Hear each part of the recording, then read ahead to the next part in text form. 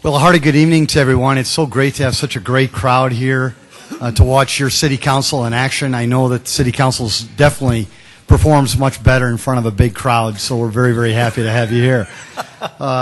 This is the Sioux Falls City Council meeting, and today is Monday, June 6th. And again, we'd like to welcome you here. To introduce you to your city council, let's start with a roll call to see who's present. Council members Aguilar. Here. Anderson. Here. Brown. Here. Entman. Here. Erpenbach. Here. Jamison. Here. Karski. Here. Rolfing. Here. As always, we've got all 8 city councilors here. It just shows how much they care about this community and this job. We're going to start tonight's meeting with an invocation like we always do.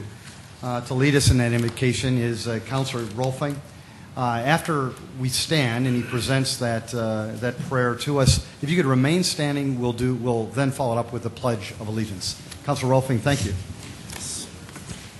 We're going to start with a little devotional. The Apostle Paul reminds us that if we obey our government, the government's laws, we will save ourselves a lot of trouble in life. From our biblical perspective, it also appears that there is a time when disobedience to government and governmental bodies is a proper Christian response. When religious and civil rule ordered John and Peter to stop preaching the gospel of Jesus Christ, their response was, "We must obey God rather than men." The history of Christianity is littered with martyrs who put their faith above all else, even their very lives. But that's not just something found in history books. Today, all over the world, more Christians are killed for their faith each year than in the first 2,000 years combined. Our freedoms are express our faith and sometimes seem under assault, but we still enjoy legal protection of worship and, for now, at least, don't have to defy our government to call ourselves Christians. But one thing all of us can do to reflect our loyalty to God over our loyalty to earthly powers. And all of us can pray for Christian brothers and sisters all over the world whose faith has made them outlaws. Let us pray. Lord, I know that I am a citizen of your kingdom and owe you, first and foremost, my obedience. Please give me wisdom and discernment to follow you as I live in this world. And help us all tonight to do your will. Amen. I pledge allegiance to the flag of the United States of America and to the republic for which it stands, one nation, under God, indivisible, with liberty and justice for all.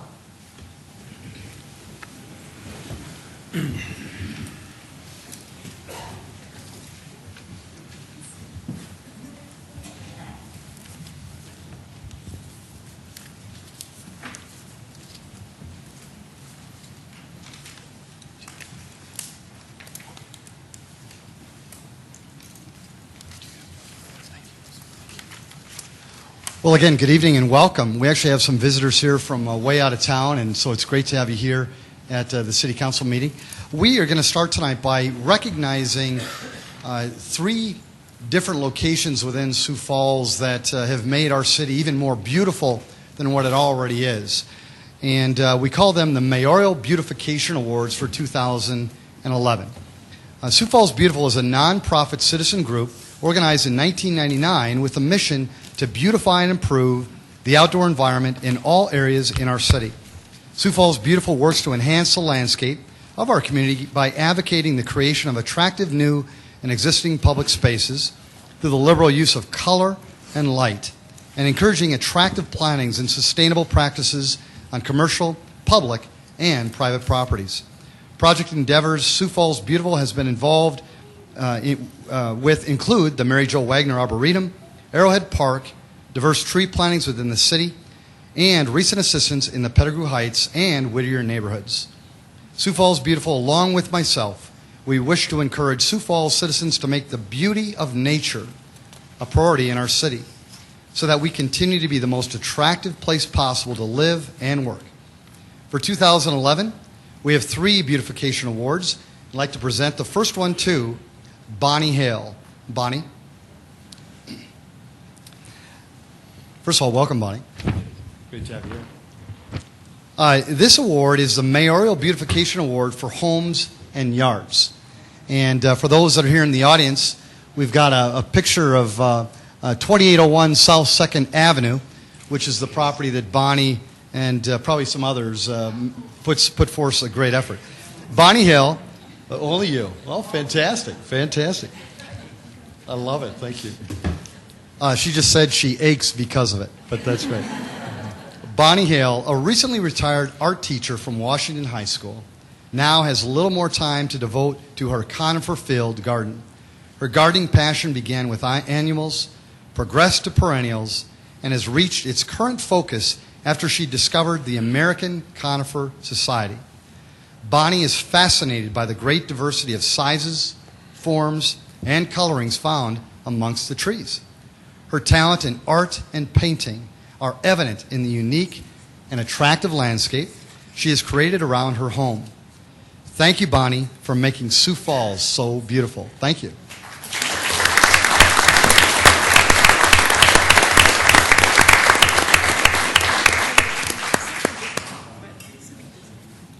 Central District, I'll just have you know.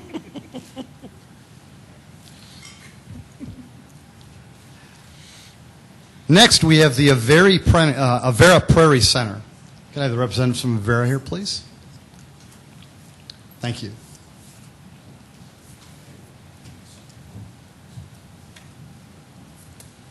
And would you mind introducing yourself to the people of Sioux Falls? Chris, let's start with you. Hello, I'm Chris Gaster. I'm the Assistant Vice President of Cancer Services with Avera McKinnon. And I'm Dr. Dave Kapaska, and I'm the Regional President and CEO of Avera McKinnon. This is the Mayoral Beautification Award for Business or Public Space. The Prairie Center, home to the Avera Cancer Institute and Avera Surgery Center, is a patient-centered healing environment that also reflects our heritage and home on the northern plains of South Dakota. In response to cancer patients who desired an environment that is inspiring and reflective of nature, the Prairie Center includes extensive landscaping and water features, numerous original artworks, and gardens reflecting the panorama of South Dakota. And for those of you who have not seen it, it truly does just that. Again, we'd like to, on behalf of the people of Sioux Falls, Dr. Dave and Chris, and please let all the people at Avera let them know thank you from the city of Sioux Falls for making our city even more beautiful. Thank you.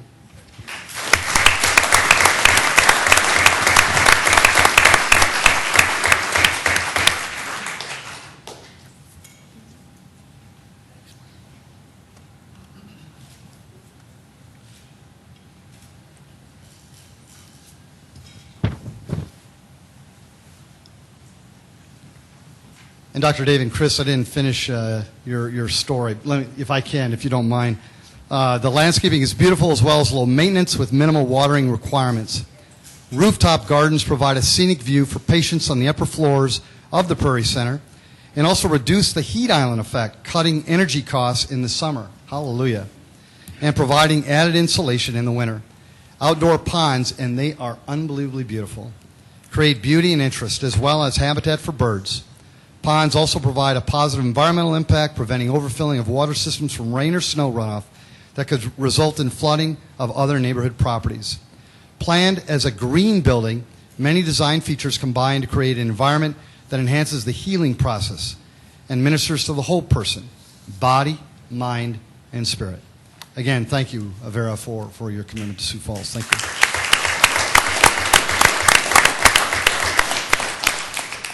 See, even mayors make mistakes. Did you see that?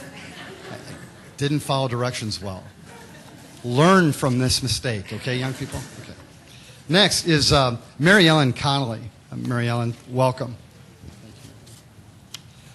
This award is the Mayoral Beautification Award for Community Leadership. Mary Ellen Scott Connolly used her science education as a bacteriologist to become a garden activist. She was South Dakota's first master gardener. For nearly 3 decades of program presentations and freelance writing, she shared her enthusiasm for plant diversity and all aspects of gardening and the native prairie environment. She wrote a comprehensive book, How Our Garden Grows. Mary Ellen also owned Perennial Passion Nursery for nearly 20 years, where she and staff won several design awards. Mary Ellen continues to be an active member of the Terrace Park Japanese Garden Restoration Committee and a member of Sioux Falls Beautiful. She has been part of various civic study groups concerning water and landscape issues. Mary Ellen was one of the first to advocate publicly for a change of post-construction soil conditions which hamper tree diversity and cause increased storm water runoff, pollution, high irrigation demand, and potential interference with groundwater recharge. Oh my. Thank you. Thank you. Mary Ellen calls herself a plant evangelist. Rex, a plant evangelist. Love it. And has played a vital role in making Sioux Falls so beautiful. Thank you, Mary Ellen. You bet.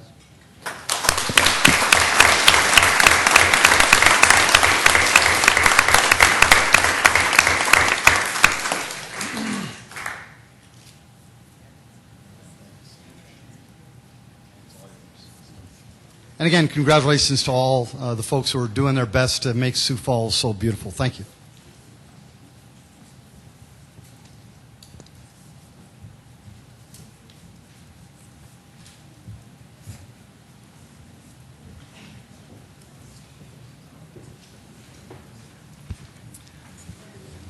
Well, thank you. We'll now move on to our regular meeting tonight, and we're going to start with the consent agenda. City Council, any comments on the consent agenda? Would anybody like to make a motion? Move to approve. Thank you, Councilor. There's been a motion by Councilor Jameson, seconded by Councilor Anderson Jr. to approve tonight's consent agenda. Any further discussion? None. If we'd have a roll call vote, please. Councilmembers Aguilar? Yes. Anderson? Yes. Brown? Yes. Entenmann? Yes. Erpenbach? Yes. Jameson? Yes. Karski? Yes. Ralphing? Yes. Thank you. That is passed 8-0. We now have our regular agenda. Council, would anybody like to make any changes to tonight's regular agenda? Hearing none, if we could have a motion to approve. Brown moves to approve. Second, Entenmann. Councilor Brown's made a motion to approve, and it was seconded by Councilor Entenmann. Any further discussion? Hearing none, a roll call vote, please. Councilmembers Aguilar? Yes. Anderson? Yes. Brown? Yes. Entenmann? Yes. Erpenbach? Yes. Jameson? Yes. Karski? Yes. Ralphing? Yes. That is passed 8-0. Thank you, City Council. Folks, again, welcome. This is an opportunity for any of you to address the City Council on any topic that you deem fit. We would ask, if it is a topic involving an agenda item later on, that you wait for that opportunity to speak. But if there's anything else you'd like to talk about, please just come forward, state your name, and if you could just leave your comments to 5 minutes or less, we would appreciate it. Please come forward. Welcome. Mr. Mayor and ladies, that feels so good to be able to say that, and gentlemen of the City Council. I was showing my granddaughter a picture over here, and they said, "Why are you the only girl up there?" My name is Tamara Baker, Sioux Falls, South Dakota, 1713 South Williams Avenue. And I'm here, first of all, tonight because I am a member of Sioux Falls Beautiful, and we thank the mayor for allowing us to make these awards, as he says, to make our city even more beautiful. But I'm also here tonight because I will not be here when you, as a council, vote on the proposed increased fees for swimming.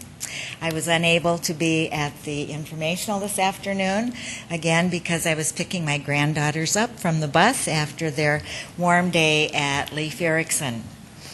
I ask you, please, find another way to raise funds for the city rather than charging children more money to swim. These granddaughters that I refer to, that I have seated behind me, are here from Tucson, Arizona, and I did take them to Spellerberg Park to swim the other evening. It was kind of during the dinner hour.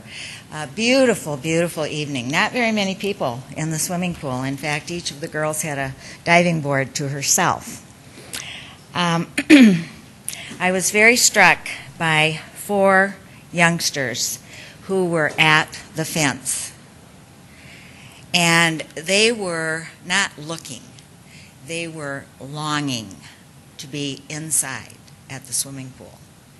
And these children all are descendants of ancestors who were here long before any of our ancestors were here, and can really call this their home. I'm sure that these children maybe have never been in a swimming pool in the city. I can't say I'm sure, but I would venture to guess they had not. And truly, you can tell when someone is longingly looking at something instead of just observing. If there's any way that you can find to raise funds for the city, rather than raising fees for our swimming particularly, and other park activities, I would really encourage you to do so. You'll sleep much better at night. Thank you very much. Thank you. Anyone else, please come forward. Thank you.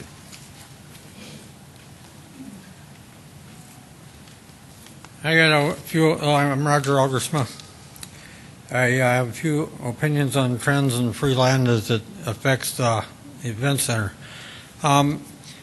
First, I went to the presentation of the experts, and at first glance, that 34-7 number on number of events and trade shows seemed way off. But the trusting side of me says, well, they probably figured it out. They don't want to look bad and not have it happen that way. And at the next meeting, Mr. Hallman was all concerned about it, and I said to him too, well, they figured it out. But even though I could have wrote him off for conflict of interest, if someone's telling the truth, pretty soon you wake up. And so I tried to figure out why would they have such unbalanced numbers. And I remembered the financial expert says we got this from the convention center managers. Now, these convention center managers manage a lot of convention centers across the country. And you'd said in your mayor campaign, nobody's building convention centers. It's a trend to not do that anymore, at least not with taxpayer money. My daughter and son-in-law selling stuff at a trade show in Orlando today, and they paid $1,600 rent for a 10 by 10 space. They talked them down from $2,100. But these big cities can charge so much the business can pay for the convention center. And we're trying to be a big city and ask the taxpayer to kick in. But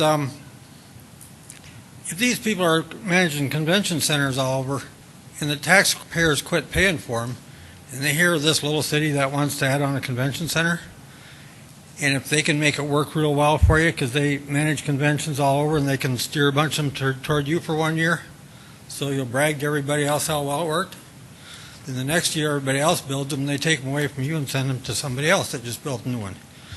So I think they had a special interest when and they probably would give you 34 conventions and trade shows the first year. But I think the people managing the convention centers are the ones that had the special interest, and none of you trying to steer them or the experts, financial guys, they just assume those guys knew what they're talking about. So that's my theory on where numbers came up. I think you get that deal 1 year, but, you know. Then I looking at free land. Some years ago we had a realtor for mayor who gave away land right next to the arena and said it was free because it didn't cost them anything. Realtors know location is the value of property. And now we're looking like we might be short of parking space, so the free land wasn't free. Then the idea of free land by paving over ball diamonds. We just borrowed $5 million a few years ago to put in Harmon Park. So ball diamonds aren't free either. And I vaguely remember Earl McCart on TV years ago when he'd put some of his own money and a lot of time working for the city putting in them ball fields, and then people didn't like him because he wanted his name on it. And he was quite concerned. He says, you really don't understand my motive. And I rode my bike around there the other day to see just where it's located. And as small as those ball diamonds are, I think his motive was the kids. That they aren't really made for adults hitting 3/4 home runs. And we got these trends nowadays with spending in government. You actually lowered a budget, which not many people, I haven't seen that in quite a while. That's pretty good. But instead of just cutting waste, it's just cut now. And a fourth of the schools in this state next year are going to have 4-day weeks, and I've never heard of kids having more attention span than their parents working 5-day weeks. That you could squeeze it into 4. But they'll try to make it look like it worked, And if we want to, I think them ball diamonds should stay full, even if you got to bus kids from neighborhoods and, build their neighborhood community with their local ball team. If you keep them 11 diamonds all full morning, noon, and night, would be doing more good for the city than, if you do what's right for people, eventually the money works. If you look at the money first, it doesn't always work right. Another thing that, as far as free land, the experts missed the part about spending $50 million to get a flat parking lot on the plains, by moving the tracks.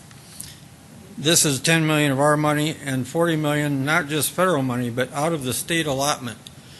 If we want to be good neighbors to the state and they just had 2 flood years and we say, give us $40 million for a flat parking lot on the plains while your bridges and washed out roads aren't going to work, you're not going to make real good friends. One area where people do come to the city and see things, if you build the event center by the arena, I went to the Sioux Empire Farm Show a few years ago, 20 years ago as a farmer, so I thought, see what them guys are doing. They have the livestock show at the fairgrounds, and they bus people to the convention center for the trade show, and they bus the women to the mall to do some shopping. So you got that all figured out real well. And the farm equipment's so big, they fill the arena, they fill the convention center, they fill the hallway, and they'll fill anything else you build. That equipment's big stuff nowadays. And it's a great place for everybody around the state to come see your new event center.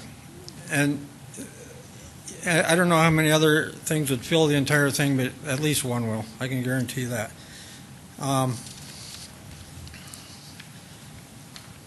There's opinions on why we need an event center. One is that we can't bring in big names.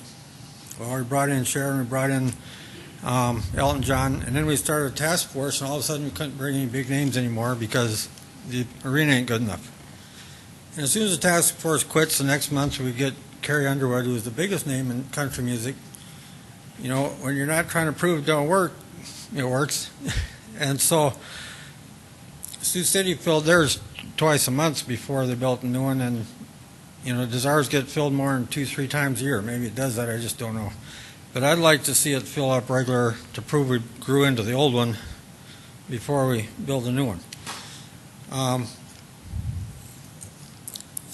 I also think with the kids' schools getting cut and Ball Diamond getting paved over, we got to remember the kids before the big events. So, Mr. Ellsman, thank you very much. Okay. Thank you. Welcome. I have some handouts.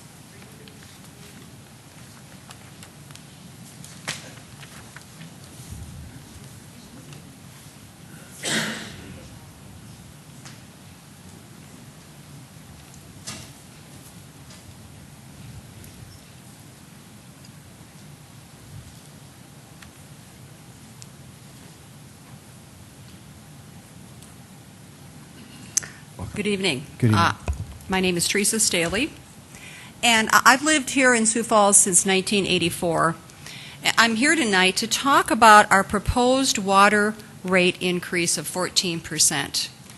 And I want the public to understand what's happening here. Well, let's start with, I've got a few graphs here that were actually, these are the city's graphs, they are not mine. And let's start with,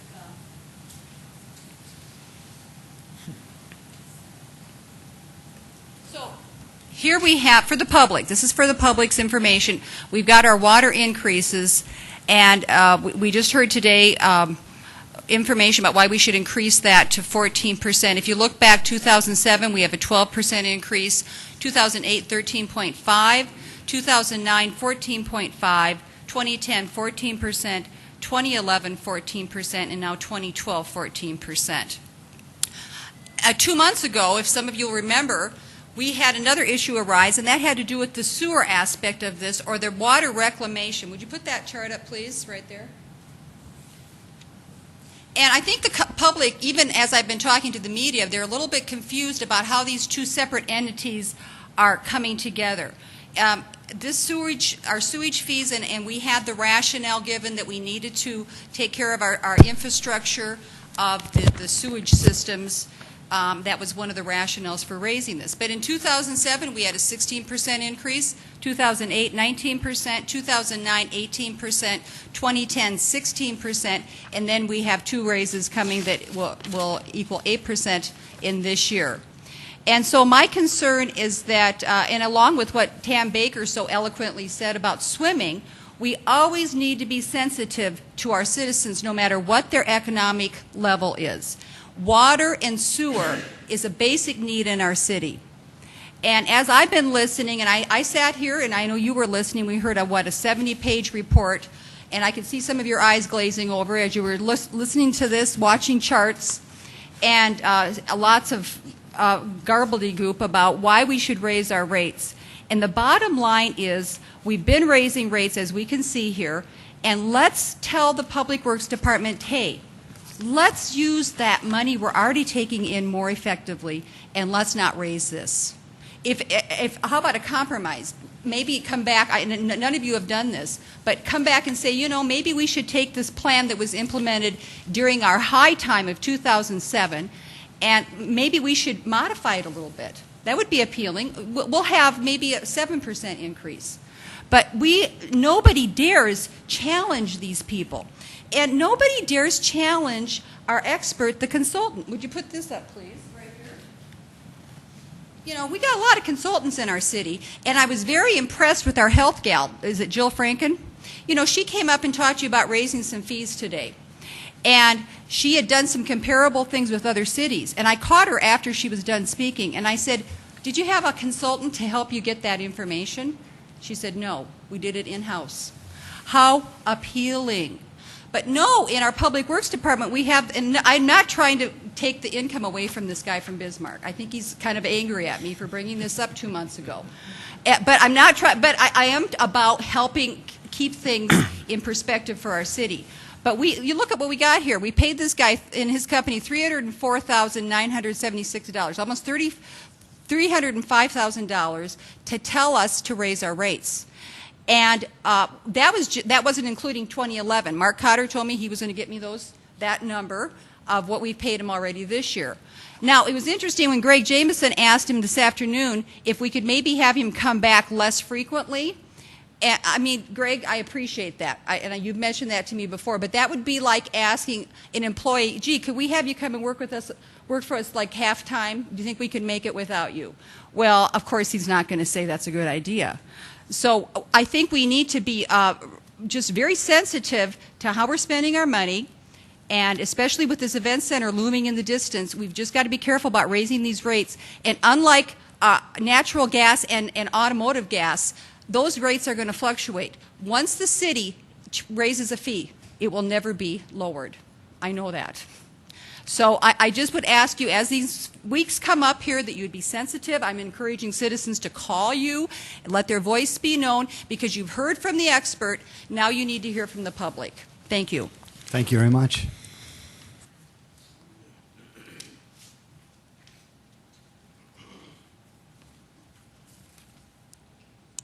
Good evening. Good evening. My name is Kathy Bracknell-Bauer. Thank you for allowing our public input. And I also wanted to mention about the water increases that are proposed. And I think what hasn't been said, maybe that was said in the informational, I'm sorry I couldn't attend, but if you look from 2006, but did I give all my information that I was supposed to give Yes, about who I am? you did. Okay, Thank I'm you. sorry. If you look at the increases from 2006 to today, I think the fair thing to do is to look at the cumulative effect of those, because an increase on top of an increase is more than just that year's increase. And so what I figured out is since 2006, the water rate hikes have been a cumulative effect of 89% already since 2006. And if this new 14% is approved, the cumulative effect since 2006 would be 116%. So what that means is for every $100 on your water bill in 2006, for that same amount of use of water, what you would be paying next year would be, let's see, 100 and, what did I say the cumulative was? 100, I got my adding machine tape here. 106, it'd be $216 because you'd be adding another 116 to the 100 that you're already paying in 2006. So you'd go from $100 in 2006 to $216 next year if this rate goes into effect, because that's how much the increases accumulate to. So we've already raised the sewer rates, and you know food prices are up if you go to the grocery store. I mean, these are some basic things. Gasoline, big problem for people, and a lot of other things, including last year's increase for the swimming passes for the middle-income people. And so people are really struggling in our city right now.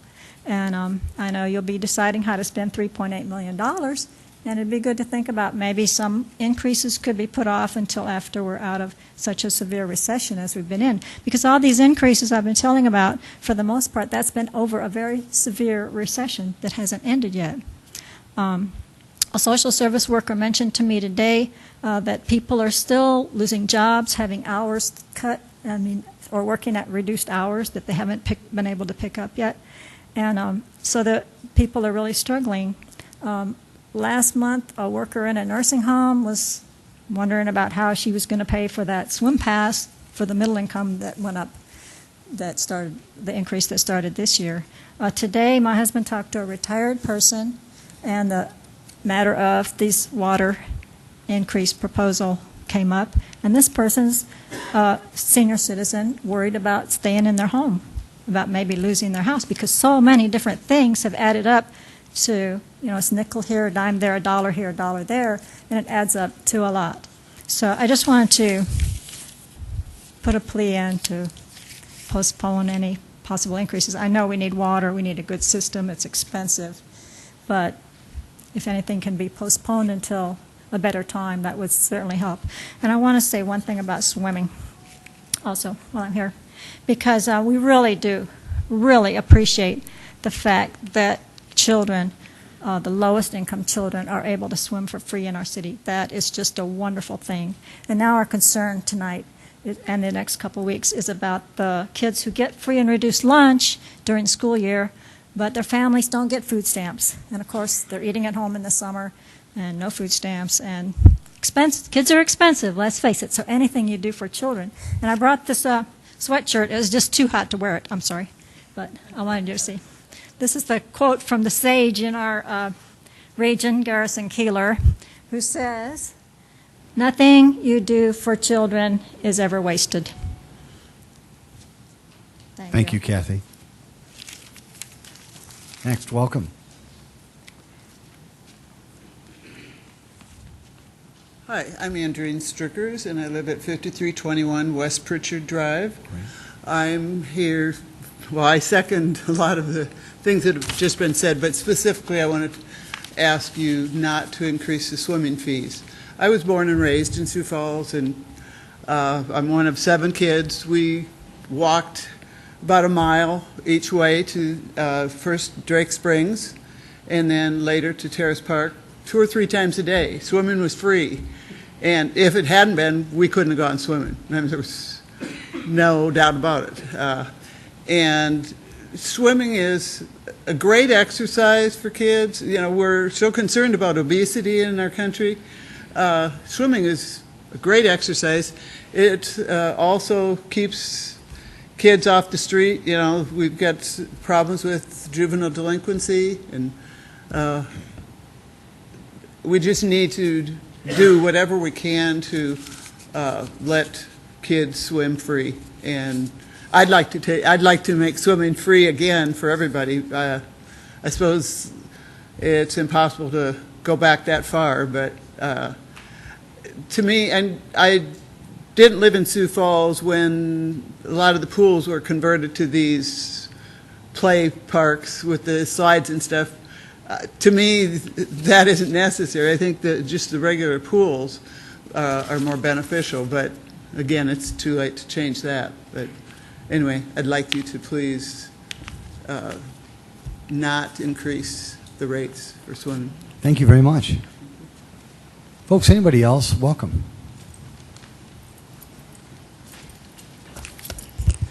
Hi, Council. Kevin Elsing. I'm a business owner and father. I just wanted to talk a little bit tonight about some things that I'm hearing from other people in the community, other parents. They're asking me why we should build an event center now when we can't properly fund education. And that got me thinking and got me a little bit concerned because I really think an event center is the right thing for the town. I've did a lot of listening and a lot of learning. I've seen at a lot of those events, and I appreciate those. One thing that seems to stick out for me and my wife on the AECOM report is when they talk about the amount of tax revenue that can be drawn in from both locations, and how it states that this doesn't include other tax impacts, like for the school district, things like that. And we did a little bit more digging on the property tax dollars that the city takes in, and it figures out that in 2010, 55.85% of each dollar goes towards the school system. So just looking at that, with the proposed $51 million of new money that would be spent downtown in new building, that would add $950,000 to the school system. And then I've heard you say, Mayor, too, a few times that there is the estimated $500 million that's proposed for the downtown projects, and that you guys are saying that will speed up that type of development downtown by building an event center down there. If we were to realize that $500 million in investment downtown, that would equate to, that would take a while for that to happen, but that would equate to approximately $9.3 million annually for the school system at that 55.85%. And every year that we delay that development downtown, I think we're missing out on that money. I know that it will come, and I believe you when you say that it will come. Eventually it will come. But I think speeding that up, anything we can do to speed that up to help the school systems will ultimately help Sioux Falls, because we do live in a big, it's one big ecosystem, not just, the city's taxes or so. All right, thank you. Thank you very much. Yeah, thank you. Folks, welcome. Good evening. My name is Harley Thompson. I live at 705 South Prairie. I've lived in Sioux Falls for 66 years. I have a couple of questions.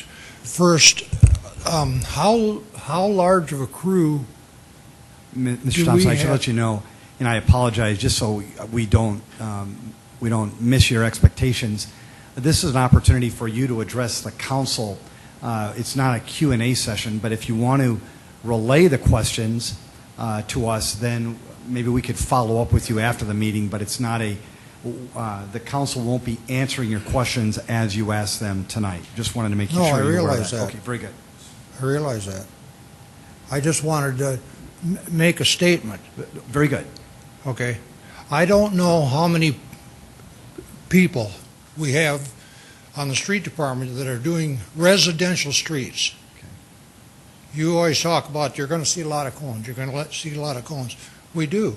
But we don't see it in the residential streets. And I and three other guys, we have called I don't know how many times to report areas that are bad. And one of them is between 22nd and 23rd on Spring. I don't think there's probably 5 square feet that isn't potholed.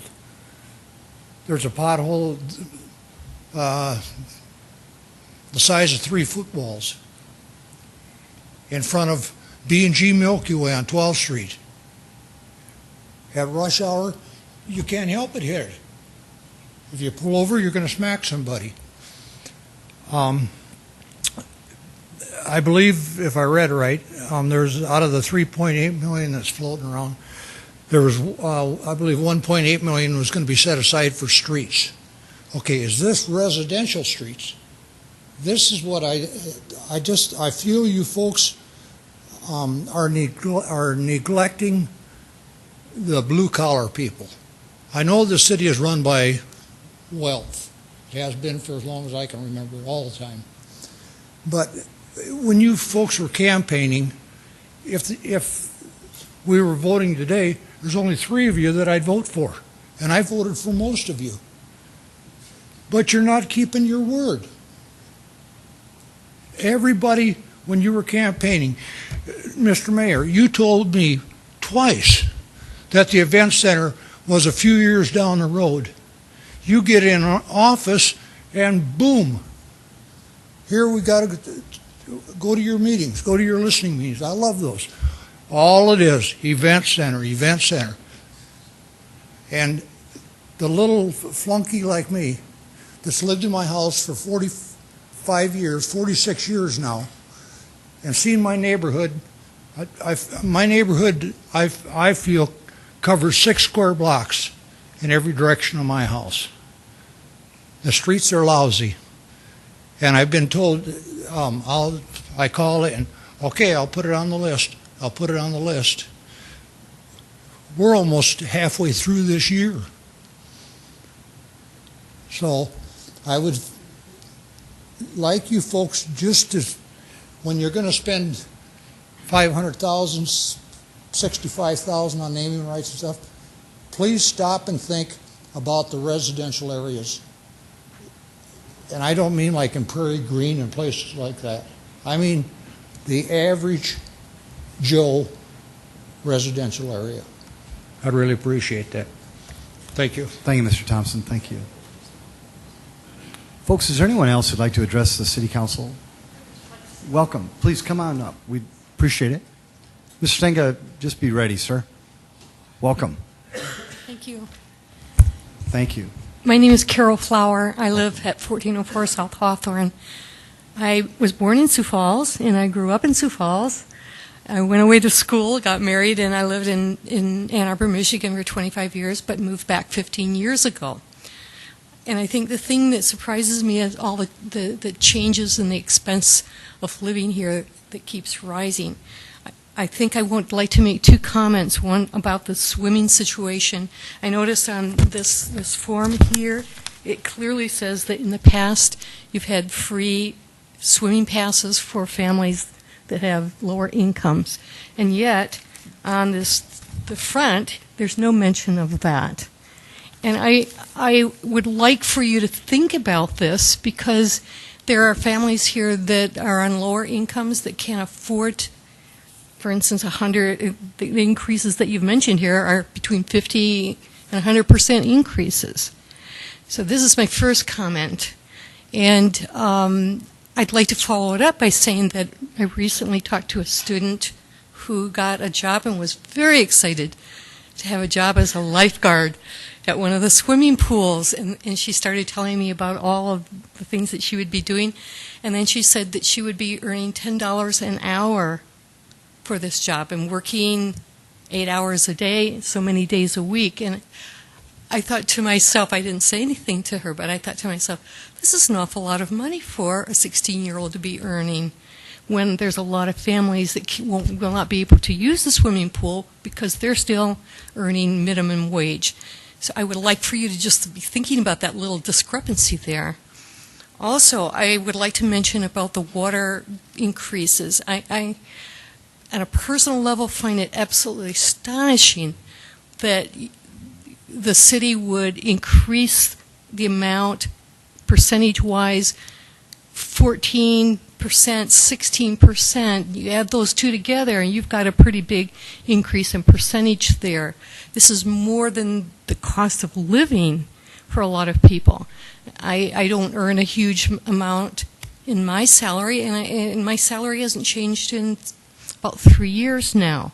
In fact, I had to take a reduction in salary for one of those years. And there are a lot of people like me. And so my bottom line is for you, as the city council, to think, not only do we have people that are quite wealthy in this community, but we have a whole range of people that are struggling to make ends meet, struggling to give their kids the best advantage possible. And I think it's our responsibility as a city to be thinking of these situations and thinking of these people and doing what we can to help them and to help them achieve more without increasing taxes to the point where they can't handle it anymore. Thank you so very much. Thank you very much. Ms. Stenga?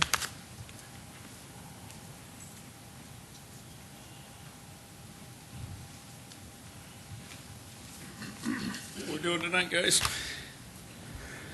My question is, and Dean, I think you sort of hit it a little bit, and I'm hoping that I'm talking the same way you did, is being able to raise rates on the swimming pools and the Parks Department and not have a justification on why we're raising rates. I would like to see a justification on why we have to raise rates. I talked to Galen after he got done talking up here, and then I talked to him about putting all city vehicles on GPS.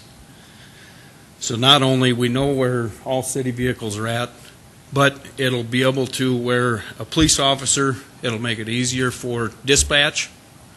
I think that long term that we're going to be able to save money on gasoline, to be able to find out where all the city vehicles are at and they're where they're supposed to be. And Galen was for that too.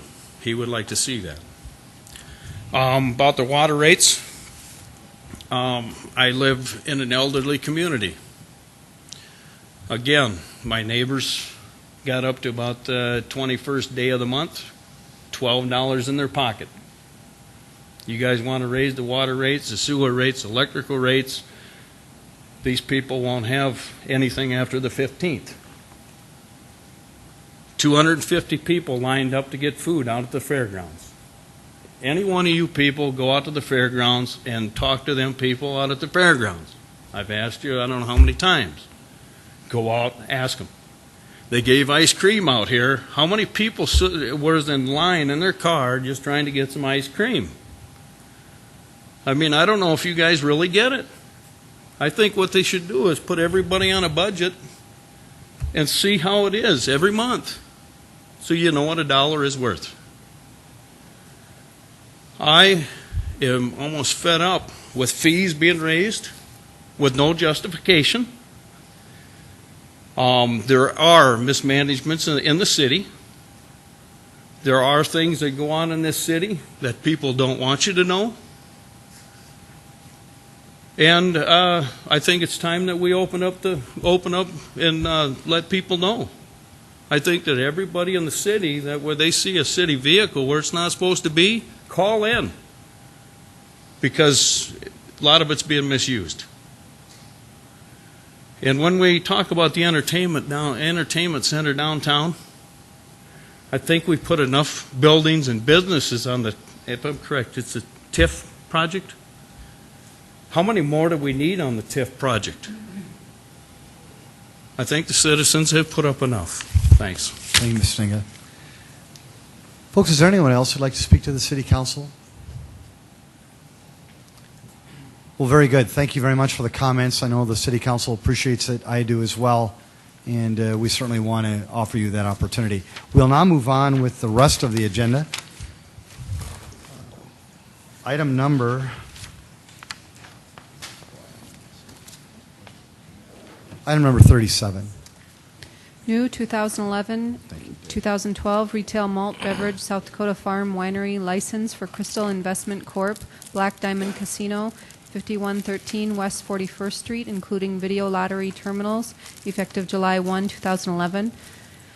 38. New 2011-2012 retail malt beverage South Dakota Farm Winery license for Italian Eatery of South Dakota, Inc., Uno Zoni, to be operated at 196 East 6th Street, number 101, effective July 1, 2011.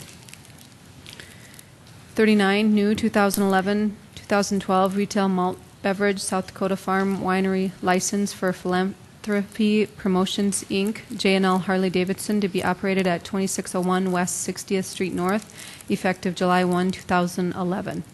40, new 2011-12 retail malt beverage South Dakota Farm Winery license for the Ramkota Companies, Inc., Best Western Ramkota Hotel, 3200 West Maple Street, including video lottery terminals, effective July 1, 2011. 41, new 2011-12 retail malt beverage South Dakota Farm Winery license for Vegas Mirage, Inc., Chop Shop, to be operated at 3509 West 57th Street, effective July 1, 2011. 42, new 2011-12 packaged malt beverage South Dakota Farm Winery license for Grevco, Inc., Shop and Cart North, to be operated at 1020 North Minnesota Avenue, effective July 1, 2011. 43, special one-day liquor license for Washington Pavilion Management, Inc., Washington Pavilion, 301 South Main Avenue, for an event for Volunteers of America on June 14, 2011. 44, special one-day malt beverage and special one-day wine licenses for Ovations Food Services, LP, Sioux Falls Convention Center, to be operated at Falls Park on the west side near the picnic shelter for the Volunteers of America National Conference welcome reception on June 11, 2011.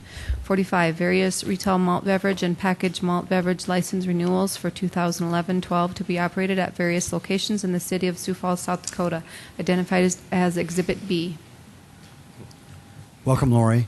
Thank you. Lori Hugstead with the City Attorney's Office, here for items 37 through 45. Items 37 through 42 are listed as new licenses. However, these licenses were all in existence prior to renewal time, but there was a new feature added to the retail malt beverage where individual businesses could ask for a South Dakota Farm Winery wine license so that they could sell South Dakota Farm wines. And those need to be classified as new licenses. So that is why that group is listed as new. We then have just a couple of special one days this time. And then item 45 is the biggest list of renewals. There's a total of 163 renewals. I do not have any with stipulations. These businesses are all open and operating with one exception, and that one exception is a retail malt beverage for Regal Holdings, LLC, name to be determined. They do not have a name yet, and in fact it hasn't been addressed yet. It's at 41st Street and T. Ellis Road, and I'm not sure when they plan to open, but the retail beer licenses can be held indefinitely as long as they continue to renew and they're the lessee or owner of the property, which is a little bit different than the retail liquor. So that's the only one that is not open and operating out of this list, but I can certainly answer questions on any of the renewals or the items prior to that. Is there anyone in the audience who'd like to speak to this item? Very good. Council, any questions at all of Lori? Any comments? Yes, Councilor Entenmann. Are we going to vote on these now? Is the question I have, and if so, I would request that we pull item 39 out and vote on that separate. Okay. Very good. Councilor Entenmann, would you like to make a motion? So moved. It sounds like, Councilor Entenmann, you want to make a motion to approve all of the items as listed except for item number 39. Jamie? And it was seconded by Councilor Anderson Jr. Thank you very much. City Council, any comments? A roll call vote, please. Council members Aguilar? Yes. Anderson? Yes. Brown? Yes. Entenmann? Yes. Erpenbach? Yes. Jameson? Yes. Karski? Yes. Ralph? Yes. That has passed 8-0. City Council, would anybody like to make another motion? May I recluse myself? Yes. I'll move to approve item 39. Second, Erpenbach. Councilor Brown's made a motion to approve item number 39. It was seconded by Councilor Erpenbach. And just so the people in Sioux Falls know, Councilor Entenmann has excused himself for this vote. Council, any further discussion on item 39? Very good. Roll call vote, please. Council members Aguilar? Yes. Anderson? Yes. Brown? Yes. Erpenbach? Yes. Jameson? Yes. Karski? Yes. Ralph? Yes. That has passed 7-0. Thank you, Lori, very much. Item number 46. Second reading, an ordinance of the City of Sioux Falls, South Dakota, a major amendment, petition number 2011-0411 to Chapter 15.45.070, Plan Development Districts at East 69th Street and Southeastern Avenue, allowing changes in land use as reflected in the revised sub-area regulations and amending the official zoning map of the City of Sioux Falls. Planning Commission recommends approval. Good evening. Mike Cooper, Planning and Building Services. This is a petition that's been submitted by Don Denham Jr. on behalf of the Emerald Valley First Edition. And this is located, as the agenda states, in the northwest corner of East 69th and Southeastern Avenue. This property has gone through a couple different zoning land use plans over the years. And what Mr. Dunham is proposing for you to consider tonight is actually kind of taking it back almost to the original concept of more of a neighborhood service center that would have a major commercial, multifamily, single-family development. And there would be a transition from the intersection going back to the west and to the north. And so what we're being asked to consider tonight is to change the land areas by reducing the residential, RS2, which is the lower density residential, and RD, which is the medium density residential, reducing the number of acres by 8, increasing office land area by about 1.5 acres, increasing what we call the C4/O retail corner to make that more typical of what we would find at a major intersection like this, and that would be increasing that by approximately 10 acres. The RA1, which is for multifamily residential, would be reduced by approximately 12 acres. And then there would be some changes to the recreation conservation, which is typically the area that we would set aside for primarily drainage and detention purposes. As you are aware, we're working through some major upgrades of East 69th Street and Southeastern Avenue, finishing the paving of that this year, as well as developing the roundabout. And so again, what is being asked by Mr. Dunham tonight, as I said, really is consistent with the way that this property was originally laid out in terms of land use development and has been recommended for approval by the City Planning Commission. Mr. Cooper, thank you. Did Mr. Dunham want to speak to this item at all? Very good. Is there anyone in the audience who'd like to speak to this item? It is a second reading, so you do have that opportunity.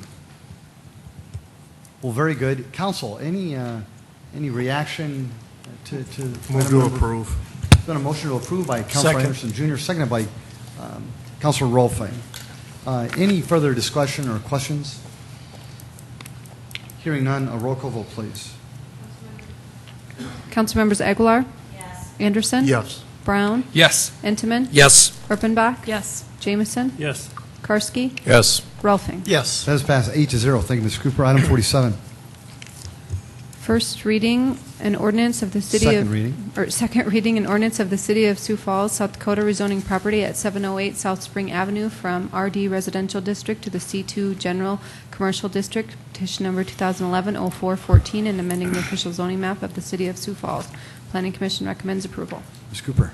This is a petition brought forward by Sam Assam, representing the owner of the property, as well as Verizon Wireless. This property is located along the west side of Minnesota Avenue between 16th Street and going north to railroad tracks. It's a small parcel that's approximately 40 feet by 40 feet, and it's historically been used as part of a car sales and display area. This property is currently fenced in, and so it is separated from the adjoining residential properties to the west by an existing fence. This little parcel is being asked to be changed from residential to commercial to make it consistent with the balance of the property that fronts along Minnesota Avenue. There is a proposal that we would be considering at a future meeting by the Planning Commission through a conditional use permit application for a telecommunication tower. And I just want to go through and kind of explain in more detail what the proposed tower would look like, because we did get an updated concept plan after this was presented to you at first reading. And if we can get the updated site plan that Steve Randall can help me put on the screen. I know there was a question about how close can a telecommunication tower be constructed adjacent to residential. The preliminary information that we have is that this tower would be approximately 100 feet high. And so the closest that the tower could be constructed to the adjacent residential property would be what we call the fall down area. And it would be the required rear setback of the residential property is 25 feet. So in other words, the tower could not extend any closer than it would if it did fall down into that 25-foot rear yard setback. So the tower is being shown on here that it would be, they would meet that 100-foot distance from the rear yard setback of the adjoining residential property. The real issue that's being considered with the rezoning is the equipment building. Under the current residential zoning of this little 40-foot square, the closest that the communication tower equipment building could be constructed would be 20 feet to that property line. If this 40 by 40 foot property is zoned commercial, then the equipment building could encroach within 5 feet of that property line. So that's really kind of the difference between the residential and the commercial zoning. You did receive a letter from the owner of the property to the west expressing some concerns about changing this from residential to commercial. And the fact is that the telecommunication tower conditional use permit could be applied whether the zoning is changed or not. But again, I wanted to try to explain to you the difference that this would have in terms of the setback of the proposed equipment building that would be constructed in conjunction with the telecommunication tower. So that's kind of a long explanation of what could be proposed. As I said, we expect that there'll be an application to the Planning Commission for a conditional use permit for the telecommunication tower. And I believe the owner of the property to the west is here tonight in case you would have more questions. I'm not sure if we have anybody here tonight representing. We do. Okay, the petitioner. Thank you. Mr. Mayor, I need to excuse myself from this vote. Thank you, Councilor Brown. Thank you. Thank you very much. Thank you. The Planning Commission did make a recommendation by a 4-to-1 vote to support the rezoning. Is there anyone in the audience who'd like to speak to this item? Please, welcome. Good evening, Mr. Mayor, members of the council. My name is Dave Fisher with Buell Consulting on behalf of Verizon Wireless. And here, basically, just to answer any questions that you may have. One thing I would like to add for the record so that you can see, we have made some additional changes to the zoning drawings that show parking and landscaping that probably would be requested as we proceed through the conditional use permit application process, just so you can kind of understand kind of the layout of where we're proposing that. And this location where the shelter is proposed is where the landowner would like it.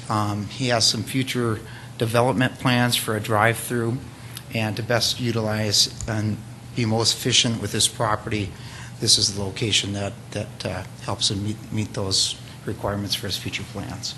Thank you. If you could just stay real quick and so we can get the landscaping plan up there. I know the council would be interested in seeing that. Is that the item?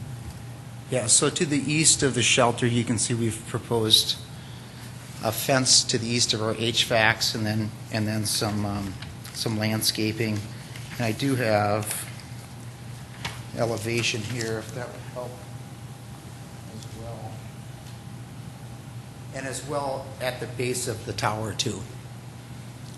So, and we're certainly open to any other comments that the Planning Commission, City Council will have at a future time.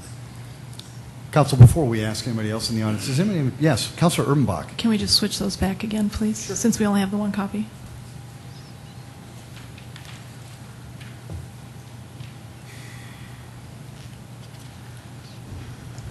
Thank you.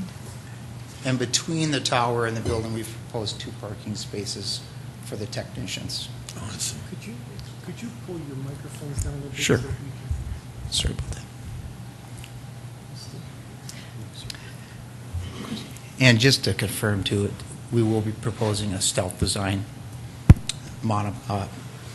one stealth pole and the antennas will be enclosed within the pole. Yes, Councilor Rippenbach. I love the name Stealth. That's really cool. My question is, though, now, just to clarify, I guess, because I think I understand this. This is what it would look like when you come for the conditional use permit. This is what the drawing would probably look like, is what you're saying to us. We're kind of seeing a sneak preview of Correct. the next phase of this conversation. Yep. Councilor. How much space is between, would you envision being between that building, and of course I'm pointing at my screen, but between that building and that fence that is on the north of that little jut in the property? Do you understand what I'm saying? Yeah, well, that's 40, it's 40 feet. And the building is how wide then, sorry? That kind of shows 44 feet. from Right, the and then fence. how wide is the building then? It's 11.6 by 30, Okay. and our lease area is 20 by 80 from the shelter all the way to the tower. And unfortunately, we couldn't move the shelter on the west side as preferred because of Verizon's requirements with cables going under an overhead line. You know, the ideal situation would be to actually put the shelter on the west side. Ideally, we wanted to have the tower and shelter as far west as possible, and wanted to try and propose half the height of the tower to be 50 feet from the property line. But due to the setback requirements and a lack of a variance, we have to keep the pole where it's at. But we had wanted, the landowner had wanted us to put the shelter as far west as possible. But due to safety requirements and going under utility easements, that we were unable to do that. So this is the furthest west that we could get it to best maximize landowners. Mr. Mayor, if I might, then I have to make sure that I understand this, but is there a concern, because I did watch the Planning Commission video, is there a concern with having the tower that far away from the building with the length of the cable and all of those kinds of things? Can you talk about compromising service and that issue a little bit for us? Yeah, I mean, there's definitely a little bit of, the further away you go, actually if we would have went further west, there would have been some loss in signal, but this distance actually will still allow us to meet our objective and appease the landowner. Okay. It's request at the same time. So it's kind of a compromise on both parts. We weren't able to go as far west as he wanted, and we're able to still make it as far west as we were able to keep it on the east side of the utility line. Good, thank you. Yes, Councilor Jameson. Well, just real quick, Mike, maybe you can help me with this. Can you go back to the slide where it showed the neighborhood, just the actual, there you go. Did I hear you right, sir, saying that the owner of the property that's actually adjacent to Minnesota Avenue is going to have a drive-through, some kind of a restaurant or some? Yes, I don't have Potentially. specific details, but potentially a drive-through is something of desire. And Sir, could you just speak into the mic? Oh, I'm Thank sorry. You, just for the folks back home. Yes. Thank you. So this parcel is really about the size of a house, what I'm just gathering in it. By the time you do the little building equipment shed or whatever, and then the tower closer, the tower would be further east, right? Correct. So what about the other building? I mean, where fast signs, this other strip mall, I mean, wouldn't you be in the fall down area within that other building? Because it's not residential, the Oh, it doesn't setbacks are count. different. And that's one of the benefits Okay. to having it rezoned so that the shelter, because if it's not adjacent to residential, it can be closer to the west. Versus if it stays residential, it's got to be 20 Gotcha. feet setback on. Okay, and you've worked out, Mike, all the issues have been worked out with all the neighbors? And all the neighbors were notified about the change here? Mr. Cooper? Well, we do have one neighbor here tonight, a neighboring property owner, that is the one that sent the letter to the council with some concerns. Just to clarify, that square that's outlined is the area that's being requested to be rezoned. It is currently enclosed with a fence. And it's part of the parking lot for the, what was previously the auto sales lot. This commercial development, that if that ever did change in the future, because it is over 1 acre in size, would have to go through a conditional use permit review. So in other words, if a restaurant or some other use wanted to go in there besides a car lot, they would have to go through a conditional use permit hearing. And so this little back corner, you know, if there's concern that that could become a dumpster or something else, that would be part of the conditional use permit review process. Councilor Anderson Jr. Question on the property again here. Is this property being leased to Verizon, or are they actually going to purchase that property? It will be a lease. It'll be a lease. Correct. Councilor Inman. Can you give us an example? Is there a facility or a tower currently in Sioux Falls about the same height as what you're proposing? Yes, I believe we just recently had one proposed, or we've had 2 or 3 recently approved. I don't have an address offhand, but there's several stealth sites that we've done in the city. Steve, you don't have one offhand. Actually, I do. Hang on one second.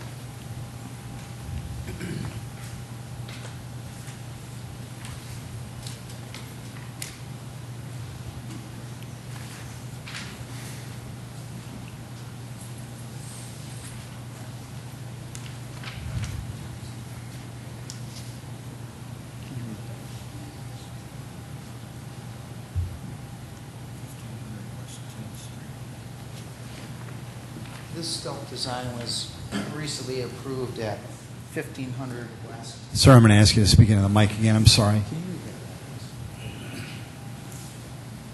Thank you.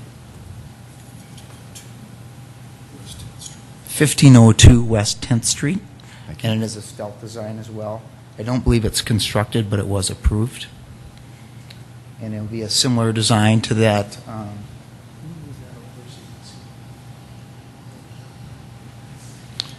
It's a straight pole with the antennas enclosed. I also have a picture of the equipment shelter. Mike, right there on your left. That's a standard prefab, 11.6 by 30 foot by 10 feet high, 10 foot 5 inches high. And that's an example of the behind it? Yes, it's Okay. a prefabricated stone aggregate. But I mean, the tower behind it is an example of what the tower would look like? No, that's actually, that's a Pretty wide self-support tower. Okay. Just the building itself, just to give you an idea what that looks like. Councilor Heineman? There's a couple of towers around town that I've seen that have like flags and stuff hanging from them. Is it similar to that? Yes, except for we're proposing it without the flag. And the reason is I've done several flags in the city. You know, we're not opposed to it if we had to. However, it creates a lot of maintenance issues with the landowner and with Verizon. So being that it's so windy, we've discovered it more problematic.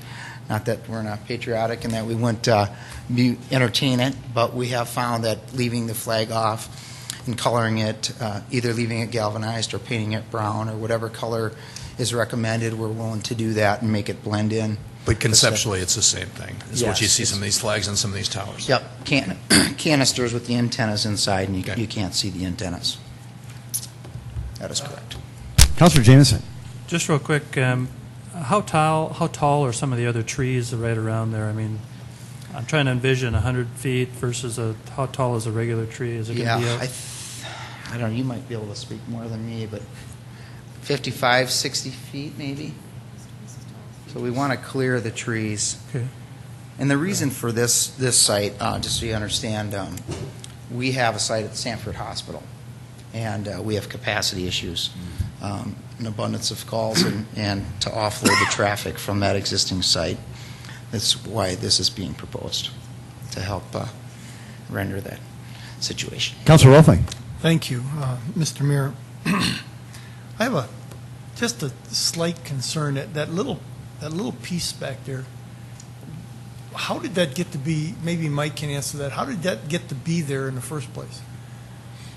That little jut out? Did somebody sell it to them? Do you know, or is that? Yeah, I don't know the total history, but under our zoning ordinance, residential, in this case it's called RD residential, can be used for accessory parking. Okay, so the car lot probably bought that? Yes, and so It was used to park cars on, and that's what it historically has been used for. It's fenced in, it's part of the parking lot of the car lot. Three-sided parking? Yes. Three-sided fence? Yes. Yeah, that's what I thought. And so just so I understand it, as Michelle says, Councilor Erpenbach says,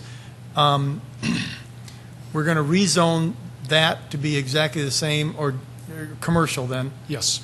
Instead of the whole thing is RD2 now, or is that it? The little square is Just the little currently square RD residential. is They're asking it residential. to be changed to commercial. And residential allows a parking lot, but it doesn't allow. Well, by rezoning it, it would allow the equipment building to be constructed farther to the west. 5 foot from it. Yes. And if I could, can you go back to this?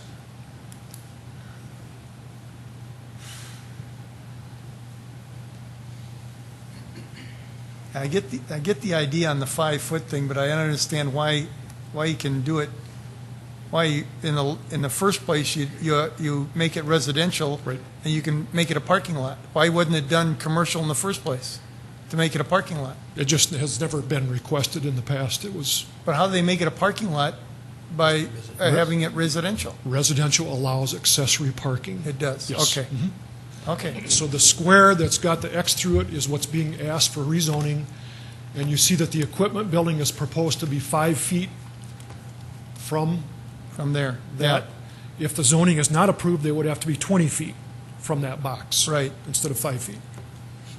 Hopefully that's not too confusing. So. Yes, Councilor Aguilar. In the diagram that you showed us of the tower on 10th Street, it looked like the building was right next to the tower itself. Why can't that be done here? It's not the location that the landowner wants it for his future development plans. And so obviously, we want the tower to be built, and if we can't appease the landowner, it might not happen. So you're leasing the land Yeah. for the tower itself, and then... In the shelter, but we're also trying to appease his future development plans with his commercial uses. And this is the location that they have proposed it, and in order to proceed forward, we're, it's kind of a give and take. We want to work with the landowner. Initially, they wanted it as far west as you possibly could, west of the overhead line where that fence is. But due to Verizon's, maintenance concerns and other complexities, we weren't able to do that. So the concession was made to put it east of the utility, but keep it as far west as requested by the landowner. Councilor Erpenbach. Now, I think I was confused. Would you put that last one back up there? I'm sorry, I won't beat this dead horse much longer. I'm really sorry.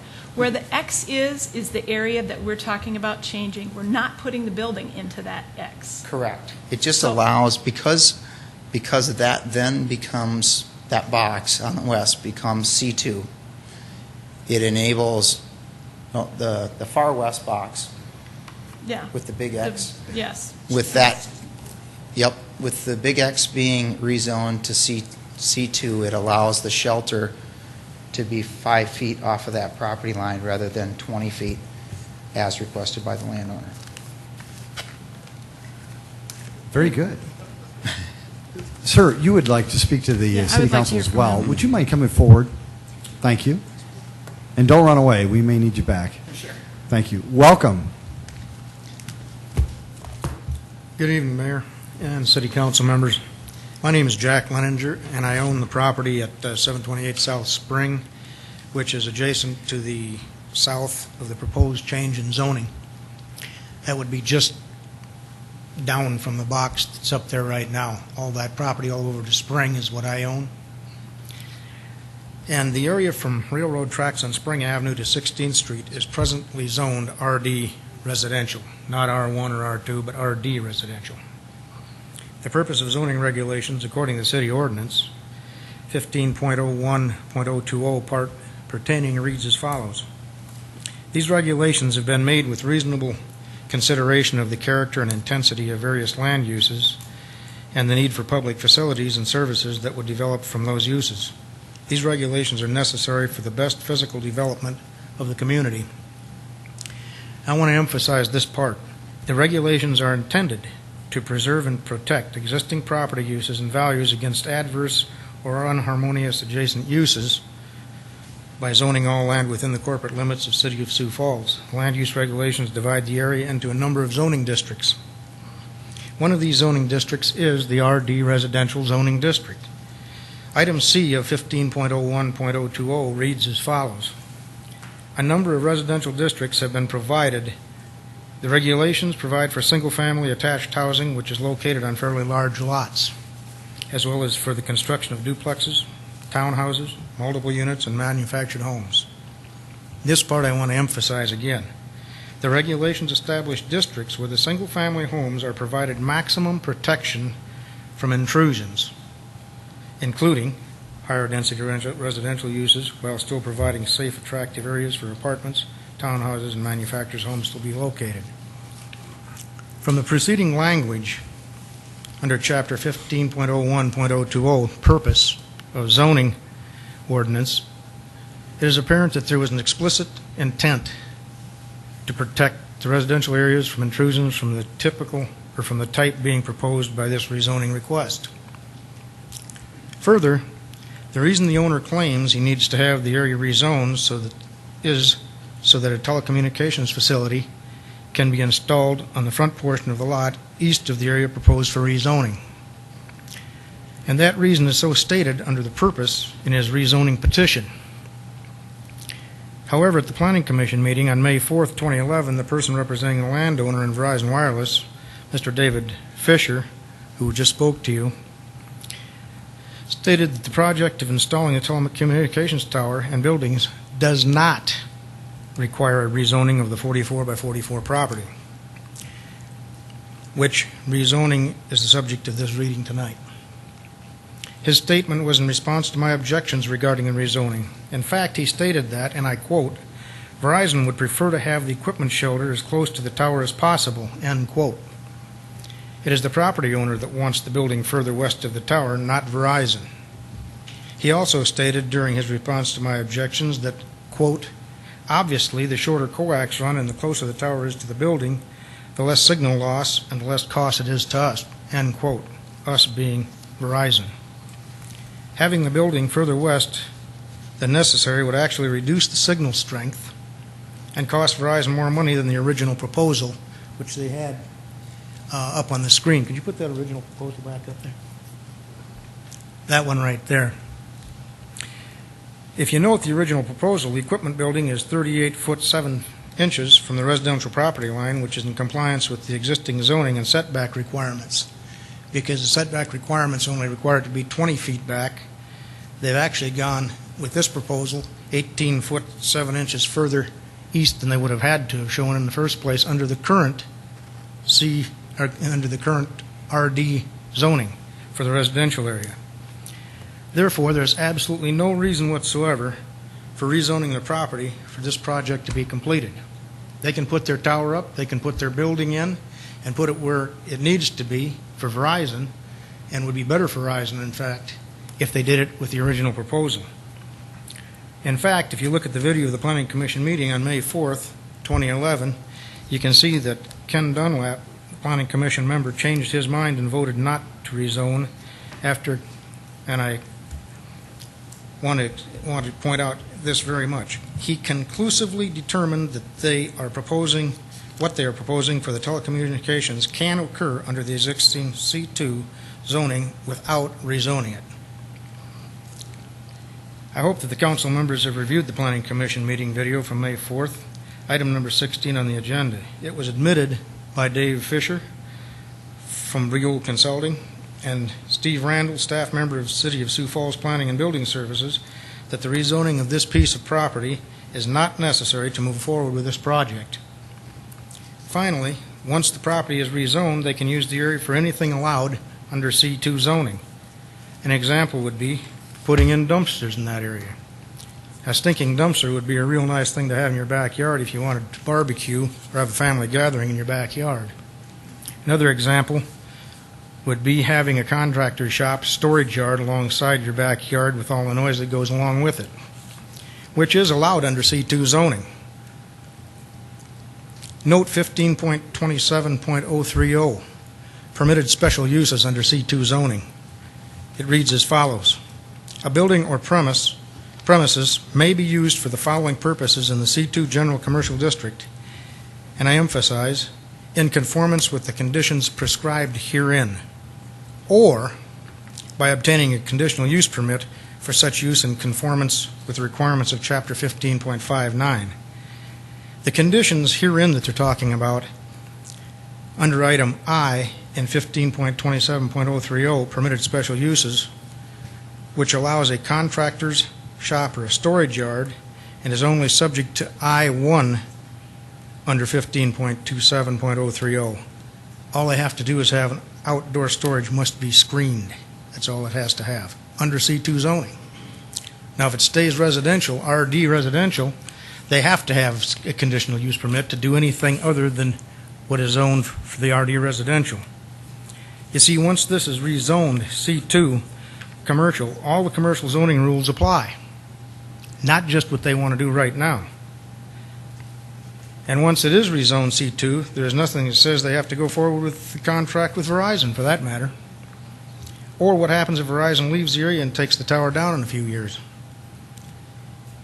It's still then zoned C2, right in the back end of the residential area. I therefore respectfully request that you deny the request for rezoning. It is none other than an attempt to encroach on the rights of the residential property owners in an existing residential zoned area for no apparent reason. The telecommunications tower and its support building can be put up under the existing zoning requirements if it is done as it was initially shown in the site plan when the application for rezoning was made.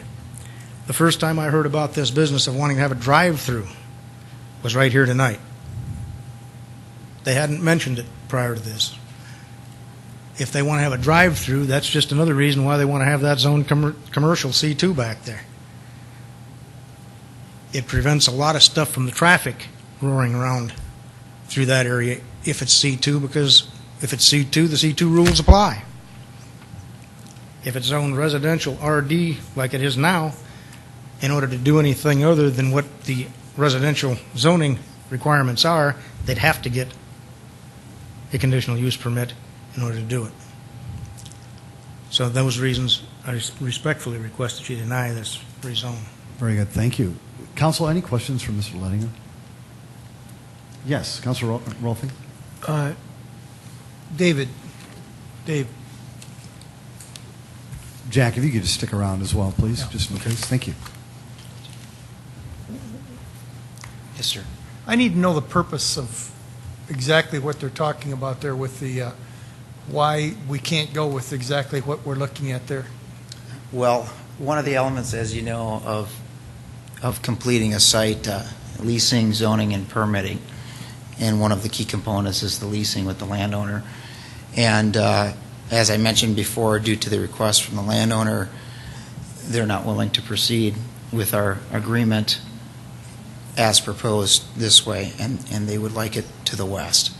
And although I understand Jack's concerns and respect his comments and understand the concerns, we also have to be able to move forward in order to do that. And unfortunately, it's the landowner's land, and he has future plans and development plans, and they've stated that in order to proceed, having it rezoned and located to the west is where they would like it.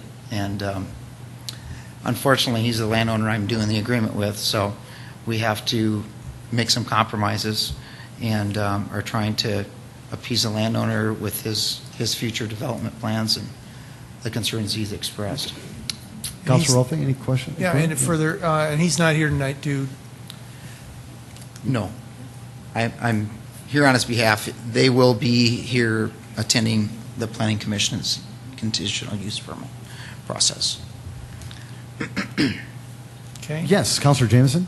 Do you have as I understand it, you do not have a lease yet, and it's contingent upon this? Correct.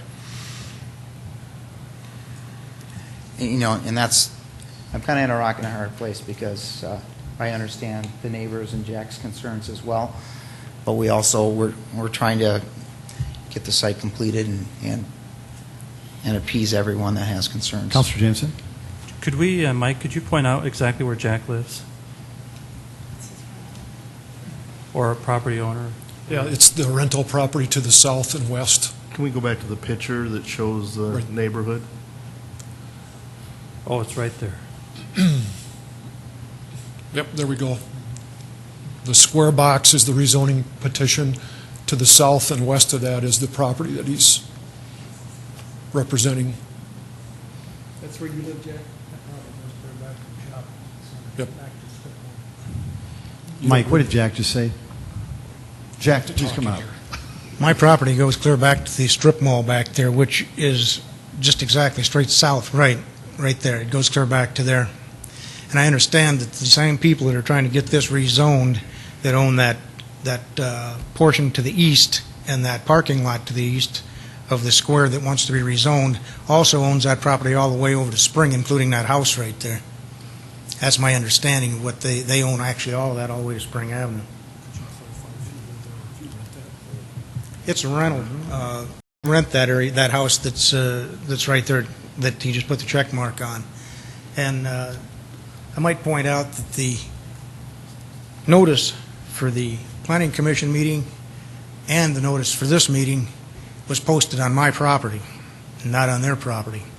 It's posted on stapled to a tree on my property. My renters moved out as a result of it being posted on there because I thought it was being zoned commercial on my property and asked me why I was rezoning it commercial. And I said, I'm not. I went over there and looked, and that's when I found out that this thing was rezoned, that the notice was up to have this little square back there rezoned was posted on my property.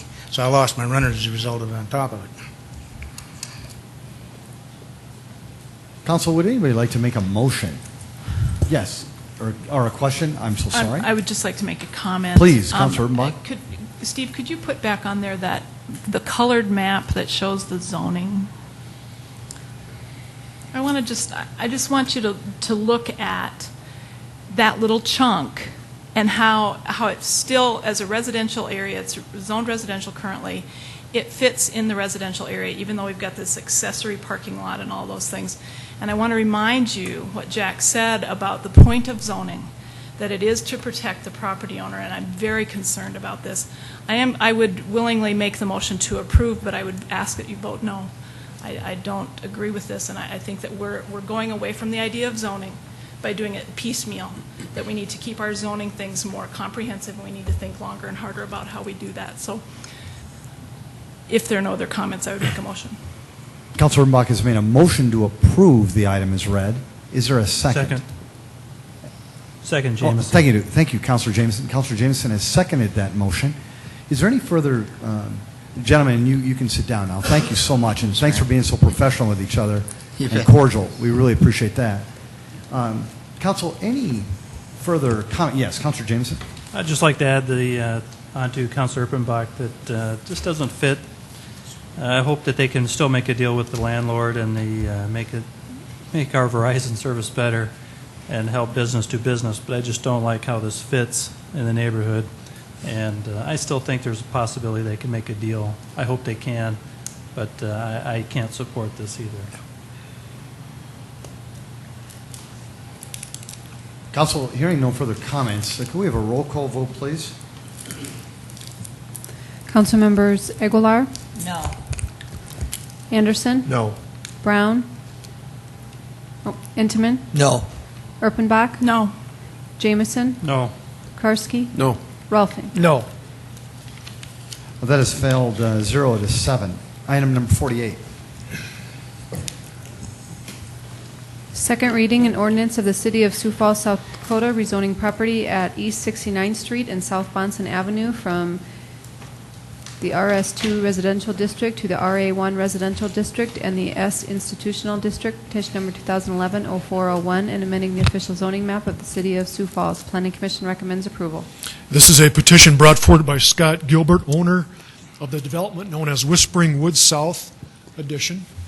This is a parcel of land that's approximately 48 acres. It is on the south side of East 69th Street and west of proposed extension of South Bonson Avenue. This is a proposal to change the zoning, as is stated in the agenda, from residential to institutional. We've been working with the developer on a proposal to put out in this area an indoor-outdoor athletic training facility and also provide for some future multifamily development on the south end. There was questions at first reading about what impact this might have on future streets and utilities. We do have the infrastructure in this area to support this kind of development. As I stated with the earlier agenda item, we are making improvements on East 69th Street and Southeastern Avenue that will go about a quarter mile in each direction of that intersection.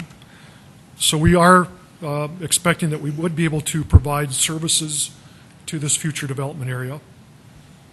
This would also provide the institutional zoning for accessory uses such as personal services. And again, the petitioner has brought this forward, and there is a recommendation for approval by the Planning Commission. Is there anyone in the audience who would like to speak to this item? Very good. Council, any questions of Mr. Cooper or motions? Yes, Councilor Anderson, Jr. You said there was going to be an indoor-outdoor training facility there? That's and you're the saying Plymouth- we have enough utilities running through that property now to take care of a larger facility like that, other than residential, or? We will have, yes. Yes. I mean, Maybe- there isn't any utilities on the site right now, but we have the infrastructure that would allow this scale of development. This would actually be a lower user of utilities than if it was developed as housing. It would have less impact on utilities usage.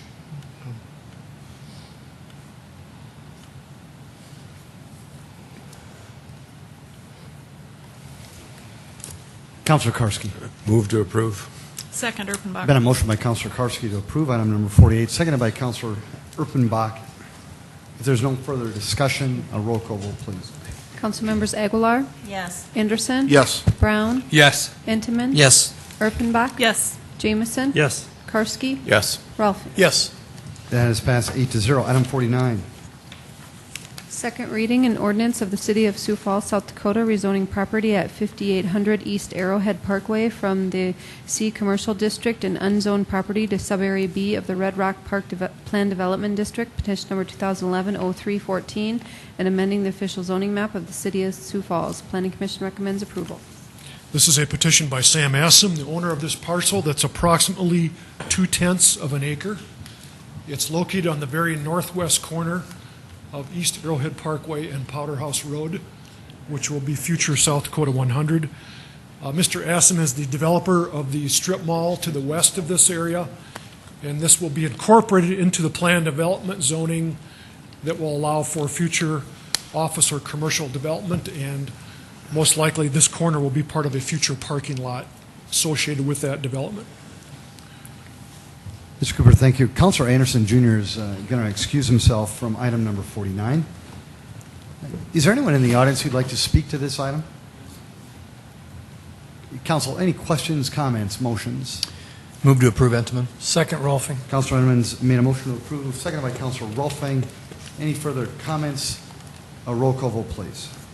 Council members Aguilar, Yes. Brown, Yes. Entenmann, Yes. Erpenbach, Yes. Jameson, Yes. Karski. Yes. Ralphie. Yes. That has passed 7-0. Item 50. Second reading, an ordinance of the City of Sioux Falls, South Dakota, rezoning property at South Grange Avenue and West Village Drive from the I-1 Light Industrial District to the RA2 Residential District and the C4 Planned Commercial District. Petition number 2011-0409, and amending the official zoning map of the City of Sioux Falls. Planning Commission recommends approval. This is a petition brought forward by Bonnie Mogan, representing Dunham Companies, the owner of the property. This is located on the east side of Grange Avenue and south of 41st Street. It's approximately 24 acres of vacant land, and the applicant is proposing to rezone approximately 14 acres to commercial, with the balance would be multifamily residential. And the applicant is proposing approximately 264 units of multifamily apartments with underground parking. And then the commercial development, there's approximately 4 acres that they currently are looking at for development. There are additional builders and investors looking at the balance of that for potential office buildings. So this would be a combination of commercial, office, and multifamily residential development. Planning Commission has recommended approval of this. There was questions at first reading. This was a former portion of Williams Pipeline property, and there are no environmental constraints to this development in terms of the groundwater or the ground contamination issues. Mr. Cooper, thank you. Is there anyone in the audience who'd like to speak to this item? Sir, welcome. Good evening. My name is Damian Grebel. I'm with Earhart Griffin and Associates, 300 North Dakota Avenue. And sir, was it your first name? Damian Grebel. Damian, thank you Yep. very much, Damian. And I'm just here representing the owner on this property. We did have a neighborhood meeting, and we answered quite a few questions at that meeting prior to Planning Commission. At that time, there were no outstanding issues with any of the surrounding property owners. I'd just like to mention, as we move forward with this project, we will be vacating the streets and the easements. It's applications we have not made, but we will vacate the streets and the easements as they exist on the property to conform with our proposed development. And other than that, I would answer any questions that you have, and I would appreciate a move for approval. Damian, thank you very much for Thank coming you. tonight. We appreciate it. Anyone else like to speak to the council? Very good. Councilors, any questions, comments, or motions? Yes, Councilor Jameson. Thank you. Move to approve. Thank you very much. Second, Erpenbach. Thank you, Councilor Erpenbach. Councilor Jameson made that motion to approve, seconded by Councilor Erpenbach. Hearing no further questions or comments, vote please. Councilmembers Aguilar, Yes. Anderson. Yes. Brown, Yes. Intiman. Yes. Erpenbach, Yes. Jameson, Yes. Karski. Yes. Rolfing. Yes. That is passed 8-0. Thank you. Item 51. Second reading and ordinance of the City of Sioux Falls, South Dakota, rezoning property at West 53rd Street and Tribby Trail from the RA1 Residential District to the RD Residential District, petition number 2011-0413, and amending the official zoning map of the City of Sioux Falls. Planning Commission recommends approval. The petitioner for this item is John Broke, who is the developer of this area known as Southern Vistas Addition. This particular request consists of about 5 acres of land that's on the east side of the TLS Road near 53rd Street. The original zoning was proposed for higher density residential, and Mr. Broke is now asking the change to develop these lots into 4-unit townhome properties. And there would be 4 lots involved with a 4-unit building on each lot. The Planning Commission has recommended approval. Is there anyone in the audience who'd like to speak to this item? Council, questions, comments, motions? Move to approve Intiman. Second, Anderson. Councilor Evans made that motion to approve, seconded by Councilor Anderson Jr. If I could have a roll call vote, please. Councilmembers Aguilar, Yes. Anderson. Yes. Brown, Yes. Intiman. Yes. Erpenbach, Yes. Jameson, Yes. Karski, Yes. Rolfing. Yes. That is passed 8-0. Thank you. Item Mr. 52. Mayor? Oh, I'm so sorry. Since we're at the end of the second readings and going into the first readings, I would ask for a 5-minute recess, because we got a little ways to go yet, guys. We will we'll commence this when the big hand is on. Tell you what, 5 minutes. All right, folks. Thank you so much. Very good. We'll see you in 5 minutes, everybody. Thank you.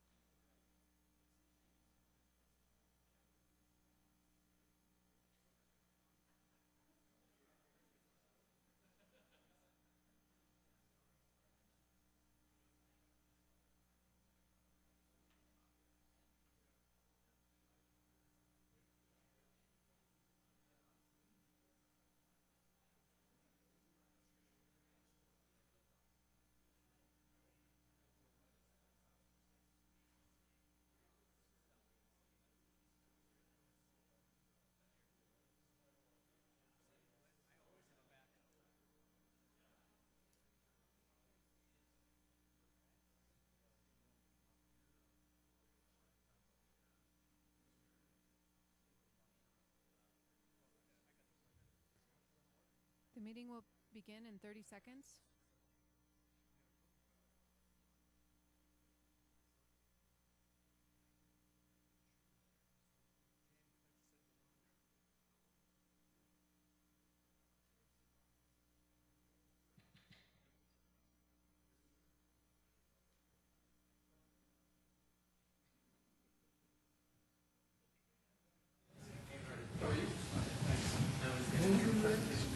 Ready? Well, we'd like to bring this meeting back to order. The big hand is actually past the 10, so we're gonna restart it. We are on item number 52.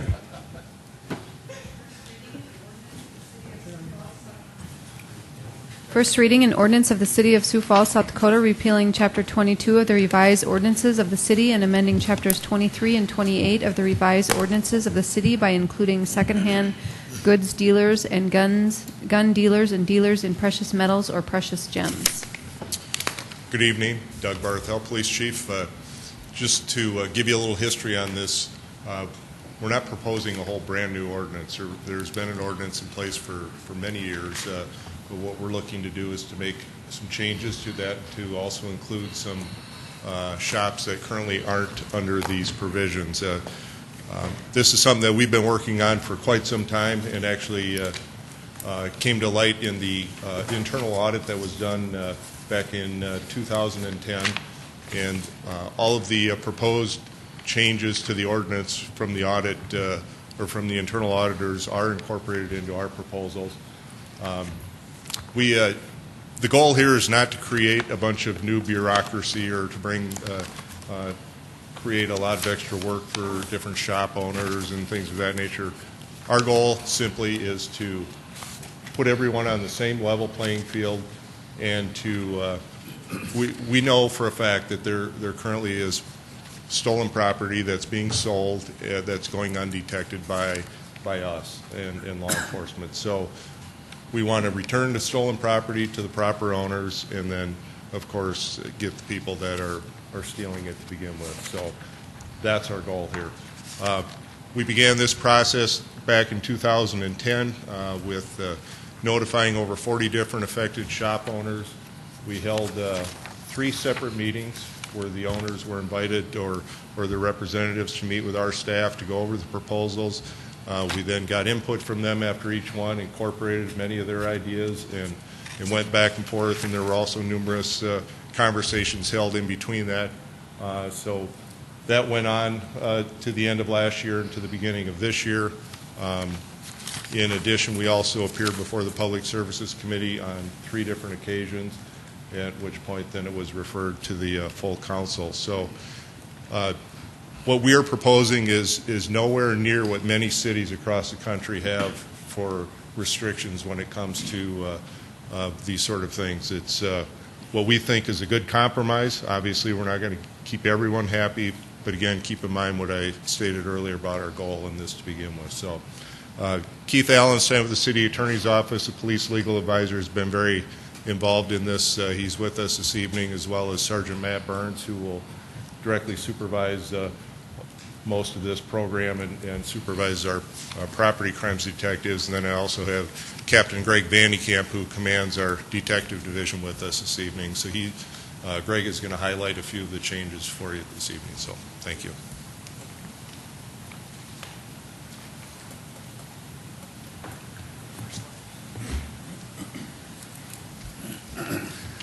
I will try to keep this as brief as I can, and we'll roll right on through. Just covering some of the key ordinance revision changes. First of all, it places pawnbrokers, secondhand goods dealers, gun dealers, and dealers in precious metals and gems under one ordinance with the same regulations and reporting standards currently found in Chapters 22 and 28 of City Ordinance. Currently, these 2 chapters consist of 23 sections covering these businesses and have 6 definitions. The proposed ordinance before you now consists of 1 chapter broke down into 16 sections and having 8 definitions. So we're able to combine quite a bit of all those ordinances into one. The new ordinance limits police department hold order period to a maximum of 90 days unless extended by court order. If the held item is not seized as evidence within the 90-day period, the hold expires by ordinance and the business is free to transact. Currently, there is no hold order per se in the ordinance. We have always utilized a hold order with the businesses, but it was an indefinite time frame, and they were not tracked sufficiently. In the past, we would just call the business, say, hey, we think that's a piece of property that we have interest in, and they would place it on hold. Before the ordinance change was even drafted, we had gone through some procedural changes where we said this is not a sufficient way to track this. We have gone to a document that we fill out and we give to the businesses, notifying them that it's on hold, give them written notice that it's on hold, and then we track that property. Sergeant Burns keeps a spreadsheet that he now tracks all property that's placed on hold, and he's able to confer with the businesses if they have any questions on it. Each store handled their holds differently. Some stores had policies in which after so long they would actually just put the held item back on the shelf, even without notifying us in some cases. Currently, these changes, along with the proposed ordinance change, were discussed and supported by the Audit Committee. We had discussed the changes that we had made procedurally with the Audit Committee during the internal audit. We also showed him the proposed ordinance changes that we had. Both our procedures and the hold period placed in the ordinance was supported by the Audit Committee. Next slide, please. Some more key ordinance revisions. It defines secondhand goods dealers. Currently, the term secondhand goods dealer is in ordinance under Chapter 22, but there's no definition of what they are or who they are. We found it unnecessary to define this so broadly that every consignment shop, antique store, secondhand goods store, and including all items they take in, needed to be reportable. So we tried to narrow down those items. What we did was we limited those items to what we see commonly stolen and then resold for profit. We also limited exemptions in the definition to further narrow those affected by this ordinance, including garage, yard, and moving sales, automobile salvage yards, secondhand goods at stores operated by nonprofit corporations or associations or religious organizations, and any item coming into the secondhand goods dealer that is not specifically listed in the definition. So if they take in an item that's not listed in that definition, we use the example of doilies or some other item, they do not have to report that to law enforcement. The next one is the holding period exempted for firearms, provided the purchase, receipt, and sale of the firearm are done by anyone required by federal law to have a firearms license, an FFL, to sell or trade guns. We did this for a number of reasons, one of which is that we had some issues with how we're going to handle the gun shows that come into Sioux Falls. In our studies, we found that the firearms are already regulated heavily by federal regulations. FFL licensed dealers understand what these are. They track both where the gun came and, well, they have to track where it went to. So we can always follow up and track where that gun went to. So we did away with that one. I skipped the second one, and this is a big one for some of the businesses. After holding period of purchase articles, some 72 hours for gold, precious metals, and gems, and 10 days for all the items from receipt of items, we changed that to 14 days for all items from the date the required records are received by the department or its designee. So what we're saying is if a store takes in a purchased item, they have from the time that they report it to Leads Online, so if they do it day one, within 14 days, after 14 days rather, they can actually transact that item unless they hear otherwise from us. If they elect to not report for 5 days, that clock does not start from the time that they start doing this. Now, nationally, the average is 30 days for these types of transactions. I did include a comparison chart to the council. I gave it also to the Public Services Committee. That shows that we are at the lower end, even within our region, of what that holding period is on purchase articles. We strongly feel that this time frame is a fair compromise to the businesses that take in property for resale and the victims of crime, giving a sufficient amount of time for them to discover the theft, to report the theft to law enforcement, and then for us to do an initial investigation. Dropping down to the fourth bullet point. All regulated businesses shall make the item available for inspection by police during the holding period during normal business hours. This is already in place under the ordinance pertaining to precious metals and gems. We propose that this be expanded to everybody covered under this ordinance. What that does, it allows us to see the record and then to physically inspect that piece of property to make sure that they're matching. There are times that we see items, we see pawn tickets of items that we know should have a serial number, just by the nature of the item. If we do not see a serial number, or the person may say, I do not have a serial number available for you, but I can tell you that it has this mark and this mark and this mark on the particular tool or whatever that has been pawned, we can physically go look at that article against the pawn ticket, and then we can make a decision whether or not that is in fact the article that has been stolen. The last point there, it sets all license fees for businesses regulated under this chapter at $25. Currently, under city ordinance, it's a $50 license for pawnbrokers. There's a $25 license for precious metals and gems, and there's no fee, a license fee, or even a license for secondhand goods dealers. So that makes that fee for $25 for each one of those. Next slide, please. We have, like I said, we've been able to take 23 sections and break it down and put it into 16 sections. The reason we're able to do that is because each of these affected regulated businesses had something that pertained to them separately and was slightly different than the other one. So an example of this would be Section 2816, Access to Record. That's a proposed ordinance. All records required should be maintained for at least 1 year after the date of purchase or receipt and shall be open to inspection by city police upon request during normal business hours. Currently, there's 3 articles that cover that. Section 22-1 under junk secondhand dealers, 28.4, access to records under pawnbrokers, and 28.12b, required records under precious metals and gems. So each one of those had a slightly different reporting purpose, such as 22-1 under secondhand dealers. They did not have to report those to police. Actually, under current ordinance, those records are open to the general public. Next slide, please. There are some new articles and definitions to Chapter 28 we found necessary. We already covered the secondhand goods dealer, so I don't want to spend any more time on that. We also had to define media of electronic devices, computers, and other digital devices. Those are items that are found under the secondhand goods dealers, reportable items. We wanted to define what exactly those were. The next one is 28-4, trades against new unused items, is found on page 4. We have found that it's a rare thing for a stolen item to be traded for a more expensive one, with them to put in more cash to trade in for a new snowboard. This section was created to make Chapter 28 more defined and less restrictive where we could. Section 28-5, consigned goods, was done for a lot the same reason. It's not seen as a common outlet for stolen property for them to go to a consigned goods store, put their name on a piece of property, and wait for somebody to sell it for them. So we felt that we could exempt them as well. 2815D, records required under page 5. We really wanted to keep the initial holding period of 14 days for purchased articles. Under that chapter, when something comes into a pawn shop or secondhand goods store, in the proposed articles rather, they cannot alter it from its original state for 14 days. Once the 14 days is done, they can put that article on the shelf and sell it as necessary.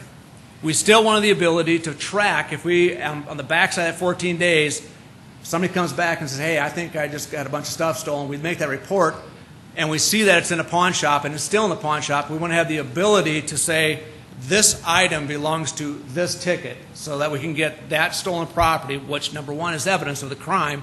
Also, it's the property belonging to the owner. We can put those all together. Under Article 2818, subsections 1 and 3, holding period for purchase articles inapplicable, we did that for 2 reasons. One covers the gun, which I already talked about, the FFL dealers.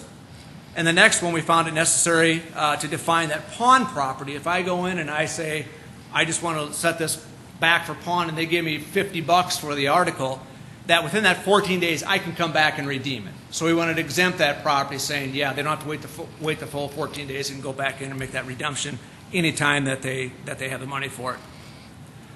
And the last one was 2819 hold orders, and I think I sufficiently covered that as well. Questions from the group? Councilor Karski. Yes, sir. What's the nearest metropolitan area that has, I guess I'm going to go to the leads online that gets brought up very often with this ordinance? I'd have to defer that to Sergeant Matt Burns, who works with Leads Online. Matt, can you tell me the closest community with Leads Online? Sioux City, Iowa? Okay. Now, I know that Sioux Falls subscribes to that service, where I'm hearing a lot of the concerns are regarding, for this ordinance, proposed ordinance change, relates to that one specific part, I guess. Correct. Just curious, I mean, if I'm a petty criminal, petty theft, whatever, I'm probably not going to try to pawn anything in Sioux Falls if I steal it. I'd probably go to Sioux City. Do we use it online for Sioux City? I mean, what's been our experiences there? Yes, absolutely. As a matter of fact, any agency, any law enforcement agency that has Leads Online and has those items reportable, we, as well as law enforcement, have access to those records. So we have actually located stolen property in Sioux City, Iowa, that have been entered in Leads Online. We have found some of our stolen property as far as Florida, I believe. So it is an effective tool. Councilor Anderson, Jr. Okay. Let's see. I guess, number one, when Chief Bartell opened, he talked about a revision of this ordinance. When I look at the revision, I see basically changes on every page. I consider that a rewrite. The other thing is, when we start talking about officers being able to go into a pawn shop and demand to see items without any due process to this business, I guess I question where is our due process in this ordinance and in Leads Online when we go in and, you know, what I've seen from the state law as far as obtaining evidence during an investigation, we're not following that at all here in this ordinance. Why? First of all, a pawn shop is regarded by the courts as a highly regulated business. So there are some things that we're allowed to do with a highly regulated business that we're not able to do, let's say, with you personally within your home. So we can have certain requirements of them to produce those records, to keep those records, and to produce the items. It's been through the courts, it's been upheld, and if you need more, Keith Allenstein has been working very closely with us, can speak very much to those legal issues.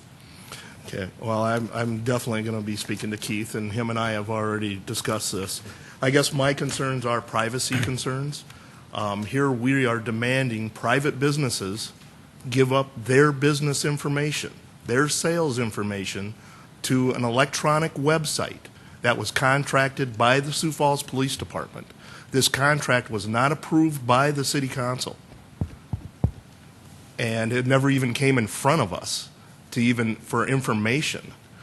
And I guess I have major concerns with that.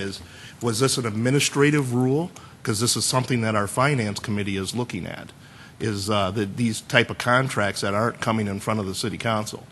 So I guess my question is how was this agreement done for 4 years without coming in front of the City Council? There's a lot of questions that have been asked within that. Leads Online, yes, we feel is a valid outlet. We in government contract with private people all the time. Our records are microfiche back when, and now they're I don't know what the doc view or whatever they do. They image those records from a paper to a computer database. That's a private company which we use. We have very clear contracts signed with them that data is our data and that it's not to go outside of law enforcement. And we're not unique to that government. There's a lot of entities that use other private businesses they contract with to do such items. Okay. And then if this contract ends or we end the contract, does that information come back to us? Does Leads Online keep that, or does it get shipped back to the police department? We own the information. They do not own the information. We own the information. By the contract, we own the information. Okay.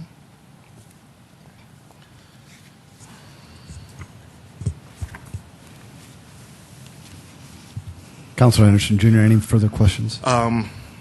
Not really. I think just a quick statement is that I have some revisions to this I've been working on for several weeks, It did get moved forward through the public services as it was a very complicated issue. But I do see that, the pawn shops here in Sioux Falls have responded, and a lot of them are still have a lot of questions with this new ordinance that's been done. And once again, I still have major questions on the contract that was done with Leads Online. I feel that a 4-year contract committing the city for 4 years to this should have came to the city council. And these are the kind of things that we definitely need to take a look at to make sure that we're informed on these type of things. And the privacy issues are still a lot of questions there too. How we're taking private information from a private company. We're taking that. We didn't ask them. They didn't agree to this. They were forced into giving up that information. And we give it to a whole nother company. And now we're saying that's our information. And highly regulated or not, these companies are exactly highly regulated by the federal government, by the state government, and by the city. And they work by those rules that we give them. And I just feel that this ordinance treats them like they're an accessory, not a tool that the police department could use to help solve crimes. And then I guess my last question would be, how many crimes in the last year since we put Leads Online on the payroll, how many crimes have we solved in Sioux Falls with all the information that we have gathered? Okay. And I don't mean hits, I mean solved. Right. First of all, let me state that the information that we're receiving from the pawn shops is no different than the information that they're required to give us right now, currently. We're not asking for any additional information from the pawn shops. Okay. And once again, it's still taking that information. We've been doing that for a while. Now we just recently decided to give it to an electronic website. Correct. So that's still my question is, where do we have the right to take private business information? We already regulate these companies. Okay. Councilman Anderson Jr., good job. Thank you. You bet, great job. This is a first reading, and our goal is to potentially put this on for a second reading, but we certainly understand the passion and the questions. And Councilor Urbanbach, did you have a question and some passion? I was going to say that I was in on all of the committee meetings where we've had these presentations, and they have been very thorough and very clear. And I would move that we put this for second reading on Monday, June 13th at 7 o'clock. Second, Aguilar. Thank you, Councilor Urbanbach and Councilor Aguilar. They've both made a motion as well as seconded to set a hearing date and second reading on item number 52 for Monday, June 13th at 7 p.m. Councilor Jameson. Well, I was trying to get Greg before he left, or the chief, maybe the chief, actually. Thanks, Doug. The question, you made a comment earlier when you talked about the purpose for this revision, and you made a comment of leveling the playing field. Can you explain that a little better, because that doesn't ring very well for me? Were you meaning something else, or meaning something? What do you mean by that? There currently are businesses that you are able to go to today where you can sell an item and virtually go undetected by law enforcement, where if you took that exact same item to a pawn shop, you today would have to report that to us, and so therefore if it were a stolen item, we could track that down and possibly solve a crime. It doesn't take long for criminals to figure out which places do that and which ones don't. And so they then go to those places where they know they can be undetected. I would think, and I might also add that we do have several pawn shops that are in support of these changes, but if I were a pawn shop owner, I would want everyone to be under those same regulations, so they're having to meet the same sort of standard that I have to, because frankly it takes away business from them. Okay, so you've kind of found a loophole out there that some criminals are probably able to get away with, and you want to close that. Correct. And regulate it like Correct. The other businesses are heavily regulated. That's okay. A portion of it. And if I may just quickly comment on the question about how this contract was approved and went through, we actually received federal grant funds that paid for the contract with Leads Online in its entirety, and because of the fact that we were able to obligate for several years, we got a much better deal from them. So as of this point, there has not been any city dollars that have been used for that contract. That contract went through the normal process approval at that time through the city attorney's office, finance, and then the mayor prior mayor put his approval on it, and it went through. So, Councilor Rolfing. Thank you for the presentation. You cleared up a couple questions, but you had mentioned now I've lost my questions a bit. That's but okay. They'll come to me if I just keep talking, right? Come on, all of us guys that have little lapses every once in a while. That's okay, Councilor Rolfing. We can move on. Oh, you mentioned that these are the same regulations that have been in effect forever. The paperwork is the same now as it was before, basically. They're just reporting it, having to report it to someone else, or report it in a more timely manner, or what? Today, there are pawn shops that they have to do this reporting that we are now asking some of the unregulated businesses to have to do. So Leads Online is just the name of a company. There are others that perform that business. But so they currently now enter into a secure website and put that information on there.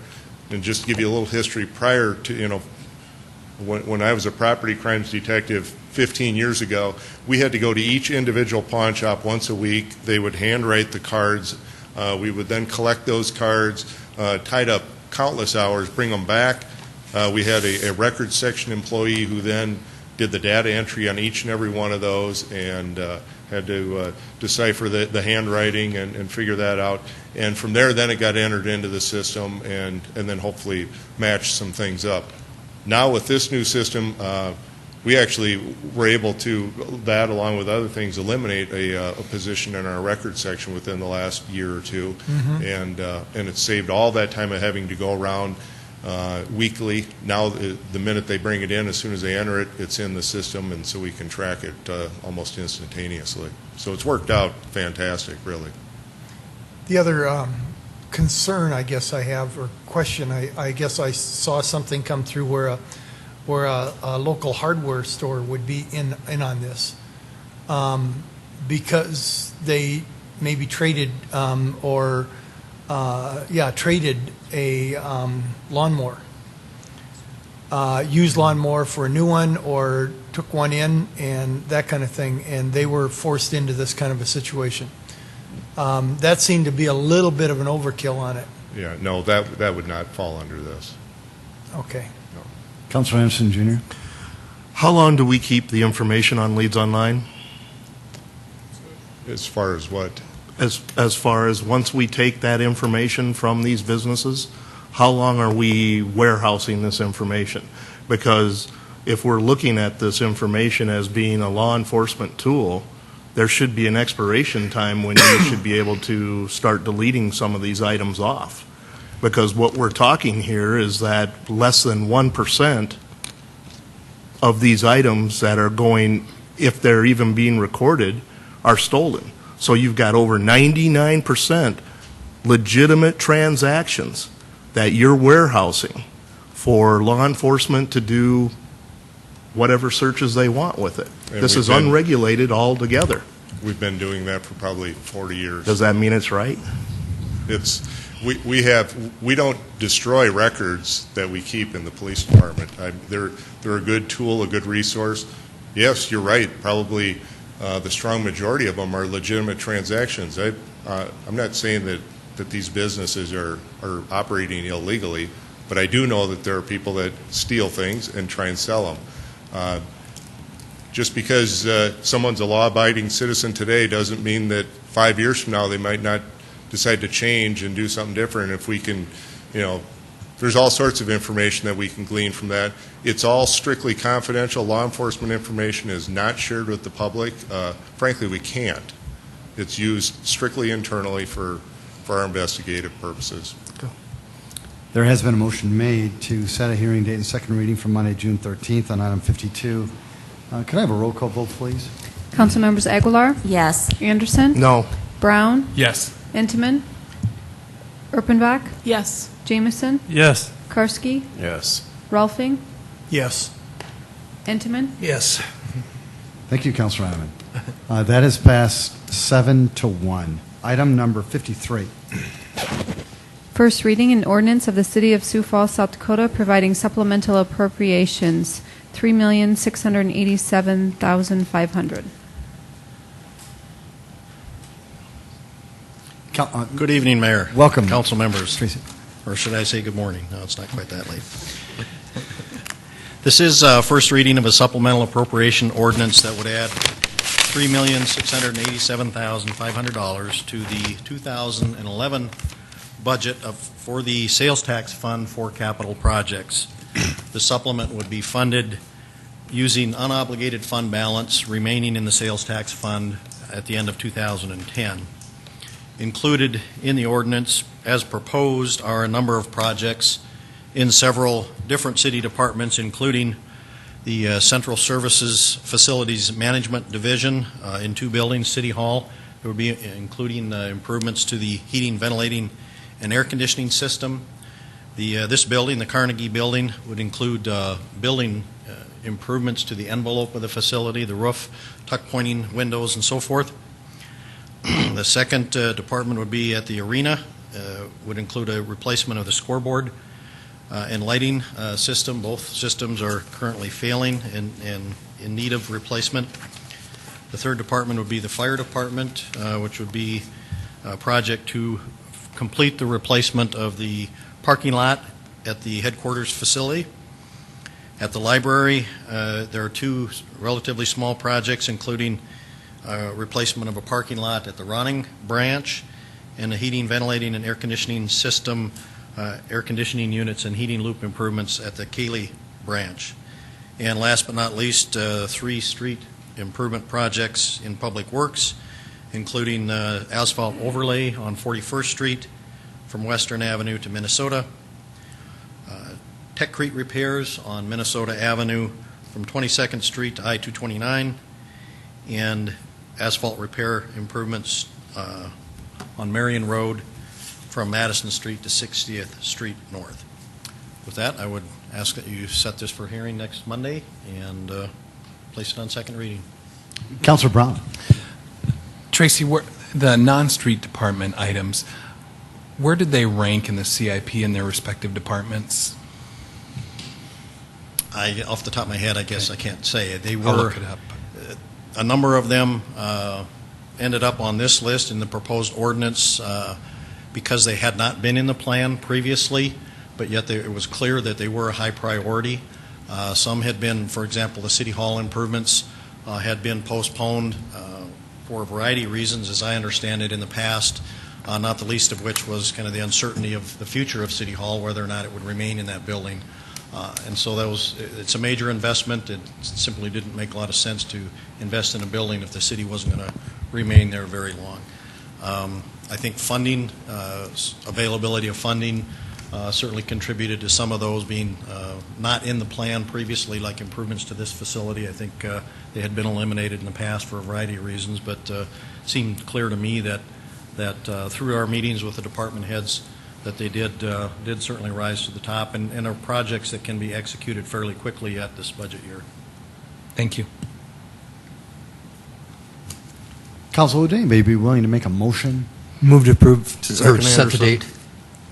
There was a motion by Councilor Intiman, seconded by Councilor Anderson Jr., to set a hearing and second reading on item number 53 for Monday, June 13th at 7 p.m. Could I have a roll call vote, please? Councilmembers Aguilar, Yes. Anderson, Yes. Brown, Yes. Intiman, Yes. Erpenbach, Yes. Jamison, Yes. Karski, Yes. Rolfing. Yes. That is passed 8-0. Thank you, City Council. Item 54.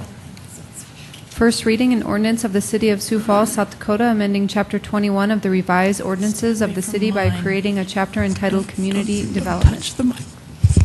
Good evening, Darren Smith, Office of Community Development. This ordinance simply makes official an advisory board, an affordable housing advisory board that as far as we can tell, has been meeting for decades and just never been made official. So this is the easiest one all night.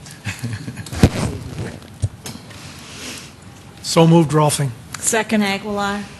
Councilor Rolfing's made a motion to set a second hearing, or to set a hearing and second reading for Monday, June 13th at 7 p.m., and it was seconded by Councilor Aguilar. Darren, could I just ask you a quick question? And I apologize, Council. Over the last 10 years, then, were we doing something illegal, or what will this do? Do I have to ask my attorney if I can answer that? Where'd the chief go? Let's arrest him. Yeah, no kidding. Jeez. I don't think so. This just makes us official, makes it official? Yeah, and I suspect this is an advisory board that we found bylaws that were last updated in 1981. I think so. They were probably made official at some point decades ago, and maybe just weren't carried forward with the change in government in 94. I'm speculating on that, and the city attorney's office wasn't sure either, so. Thank you, Mr. We're doing Smith. the right thing now, and that's what's Thank important. you, thank you. Can I Yes. have a roll call vote, please? Councilmembers Aguilar, Yes. Anderson, Yes. Brown, Yes. Intiman, Yes. Erpenbach, Yes. Jameson, Yes. Karski, Yes. Rolfing. Yes. Thank you, City Council. Let's pass 8-0. Item 55. First reading, an ordinance to modify the revenue obligation loan agreement as amended and the $10,323,000 of City of Sioux Falls, South Dakota sales tax revenue bond Series 2006B issued thereunder on April 10, 2006 pursuant to ordinance number 2506. Mayor and City Council, Mark Cotter with the Office of Public Works. This item and the next item will be the second and third most straightforward items of the night. This is a joint effort between Public Works and Finance, and our bond counsel, Doug Hayek, is here as well. It essentially just removes the sales tax pledge on these two notes that are carried and have been repaid since the beginning by water reclamation. As you've been a part of, we've raised those rates over time. It's a healthy utility. It will continue to make those payments, and it just will present a much more accurate picture to the rating agencies in the future as we look at sales tax. So that is, if you have any questions, we're here to answer. Oh, yes, Councilor Brown. Not a question, but given all the discussion we had at 4 o'clock, I just want to read this line. Sales tax was pledged because there was not adequate coverage with water reclamation revenues alone to satisfy the requirements. Wow. That tells the story about why we've had these utility rate increases. That's right. I've said it before and I'll say it again. When Mark came into this job, those utilities were in trouble. That's why we're seeing these kind of rate increases now, and they compounded because the city went for years without examining them in a business sort of way. So we've lost our crowd, and no one hears it tonight. We're going to record it, though, Councilor Brown. But I think that is an important point, and this is a first reading, so maybe we'll have the opportunity to address some of those folks at the second reading. Councilor Rolfing. And I'm sure that Doug can answer this too. There is no problem in taking off the pledge? Somehow that the people who have bought those bonds. There is no, but Doug's been here all night, so Let's get him up here. Let's make him. Let's make him earn his money.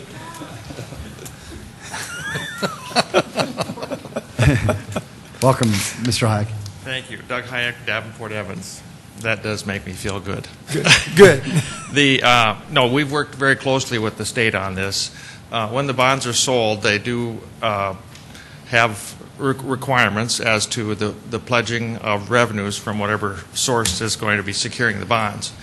And so the city has submitted an application which will be considered by the State Board of Water and Natural Resources on June 23rd, and we expect that to receive favorable consideration. The staff is in agreement with it.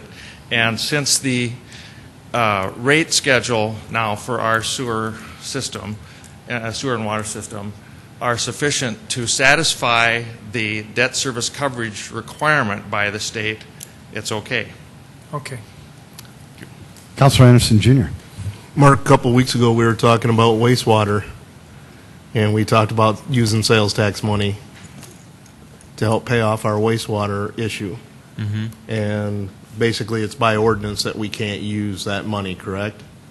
I think was the reason. The council passed a budget resolution that basically said, it had provisions for the general fund, but there's also a paragraph in that same resolution that speaks to the enterprise funds, that they need to be standalone, and that the fees that they collect would retire their operation, maintenance, and capital needs. So this was before that, then? It was. Okay. Yeah. And what percentage of our sales tax revenue are we going to get back once the state approves this? Can you give me a percentage, similar like what we did with the arterial road fund?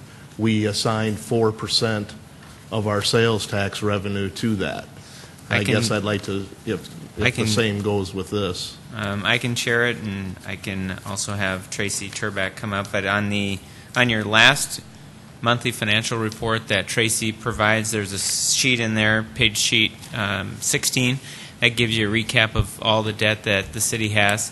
And the one that was issued in 1990 is going to mature in 2012, so there's not a lot left on that one, but there's some. And the other one that was issued in 2006 doesn't mature till 2018. That's more so. That's the combined of those two. It's about $8 million of that is pledged today in sales tax. So it will free up that amount of at least coverage requirement. Okay, could we have maybe Tracy update us on that at the second reading? Sure. Thank you. Good job, Councilor Anderson, Jr. Well, City Council, would anybody like to set a second reading? So moved, Erpenbach. Second, Entenmann. Councilor Erpenbach's made that motion on item 55 to set a second reading for Monday, June 13th, and it was seconded by Councilor Entenmann. Could I just have a roll call vote, please? Councilmembers Aguilar? Yes. Anderson? Yes. Brown? Yes. Intiman? Yes. Erpenbach? Yes. Jameson? Yes. Karski? Yes. Ralphie? Yes. Passed 8-0. Item 56. Mark, any further questions on or comments on item 56? City Council, are you comfortable with item 56? Move to approve. I got to read. Excuse me, I'm Mayor. so sorry. We're getting ahead of Jamie. My apologies, Jamie. Thank you so much for holding me in line. Thank you. First reading an ordinance to modify the sales tax revenue obligation loan agreement as amended and the $3,316,310 note issued thereunder on May 24th, 1990, pursuant to ordinance number 6390. There was a motion made by Councilor Brown to approve item 56 for a hearing and second reading for Monday, June 13th. Could I have a second, please? Second, Anderson. Thank you, Councilor Anderson, Jr. Council, any further questions? Very good. Roll call vote, please. Councilmembers Aguilar? Yes. Anderson? Yes. Brown? Yes. Intiman? Yes. Erpenbach? Yes. Jameson? Yes. Karski? Yes. Ralphing? Yes. Thank you, City Council. Item 57. A resolution advising and giving consent to the appointment of members to certain citizen boards. Jamie, would you please read those to the City Council and to the people of Sioux Falls? Jean Crow, Public Transit Advisory Board. Douglas Hoy, Roseanne Burkett, Helen Hartman, ADA Accessibility Review Board. Kitty Bloom, Joanne Hayes, Steve Brennan, Maggie Owens, Daniel Simon, to the Human Relations Commission. Sean Irvin, Kevin Gantz, Mildred Roche, Elizabeth Berry, to the Board of Historic Preservation. Mary Hintzman, Kamala Thieler, to the Civil Service Board. Dee Knutson, to the Orpheum Theater Advisory Board of Directors. Thank you, Jamie. City Council, would anybody want to make a motion to approve those items? So move, Entenmann. Second, Karski. Councilor Entenmann's made that motion, seconded by Councilor Karski. Any further questions or comments? Roll call vote, please. Councilmembers Aguilar? Yes. Anderson? Yes. Brown? Yes. Intiman? Yes. Erpenbach? Yes. Jameson? Yes. Karski? Yes. Ralphing? Yes. And 58. Report of May 27, 2011, Notice of Transfers of Appropriations within Major Organizational Units. Thank you very much, Jamie. Council, it's been a good meeting tonight. Thank you so much for your public service to the City of Sioux Falls. If there's no other comments, Would somebody like to make a motion to adjourn tonight's meeting? So move, Anderson. Second Aguilar. Councilor Anderson Jr. has made that motion to adjourn tonight's meeting, and it was seconded by Councilor Aguilar. If there's no further discussion, could we have a vote, please? Councilmembers Aguilar? Yes. Anderson? Yes. Brown? Yes. Intiman? Yes. Erpenbach? Yes. Jamison? Yes. Karski? Yes. Rolfing? Yes. Again, City Council, thanks for your diligent efforts. The City of Sioux Falls, this meeting is adjourned. Make it a great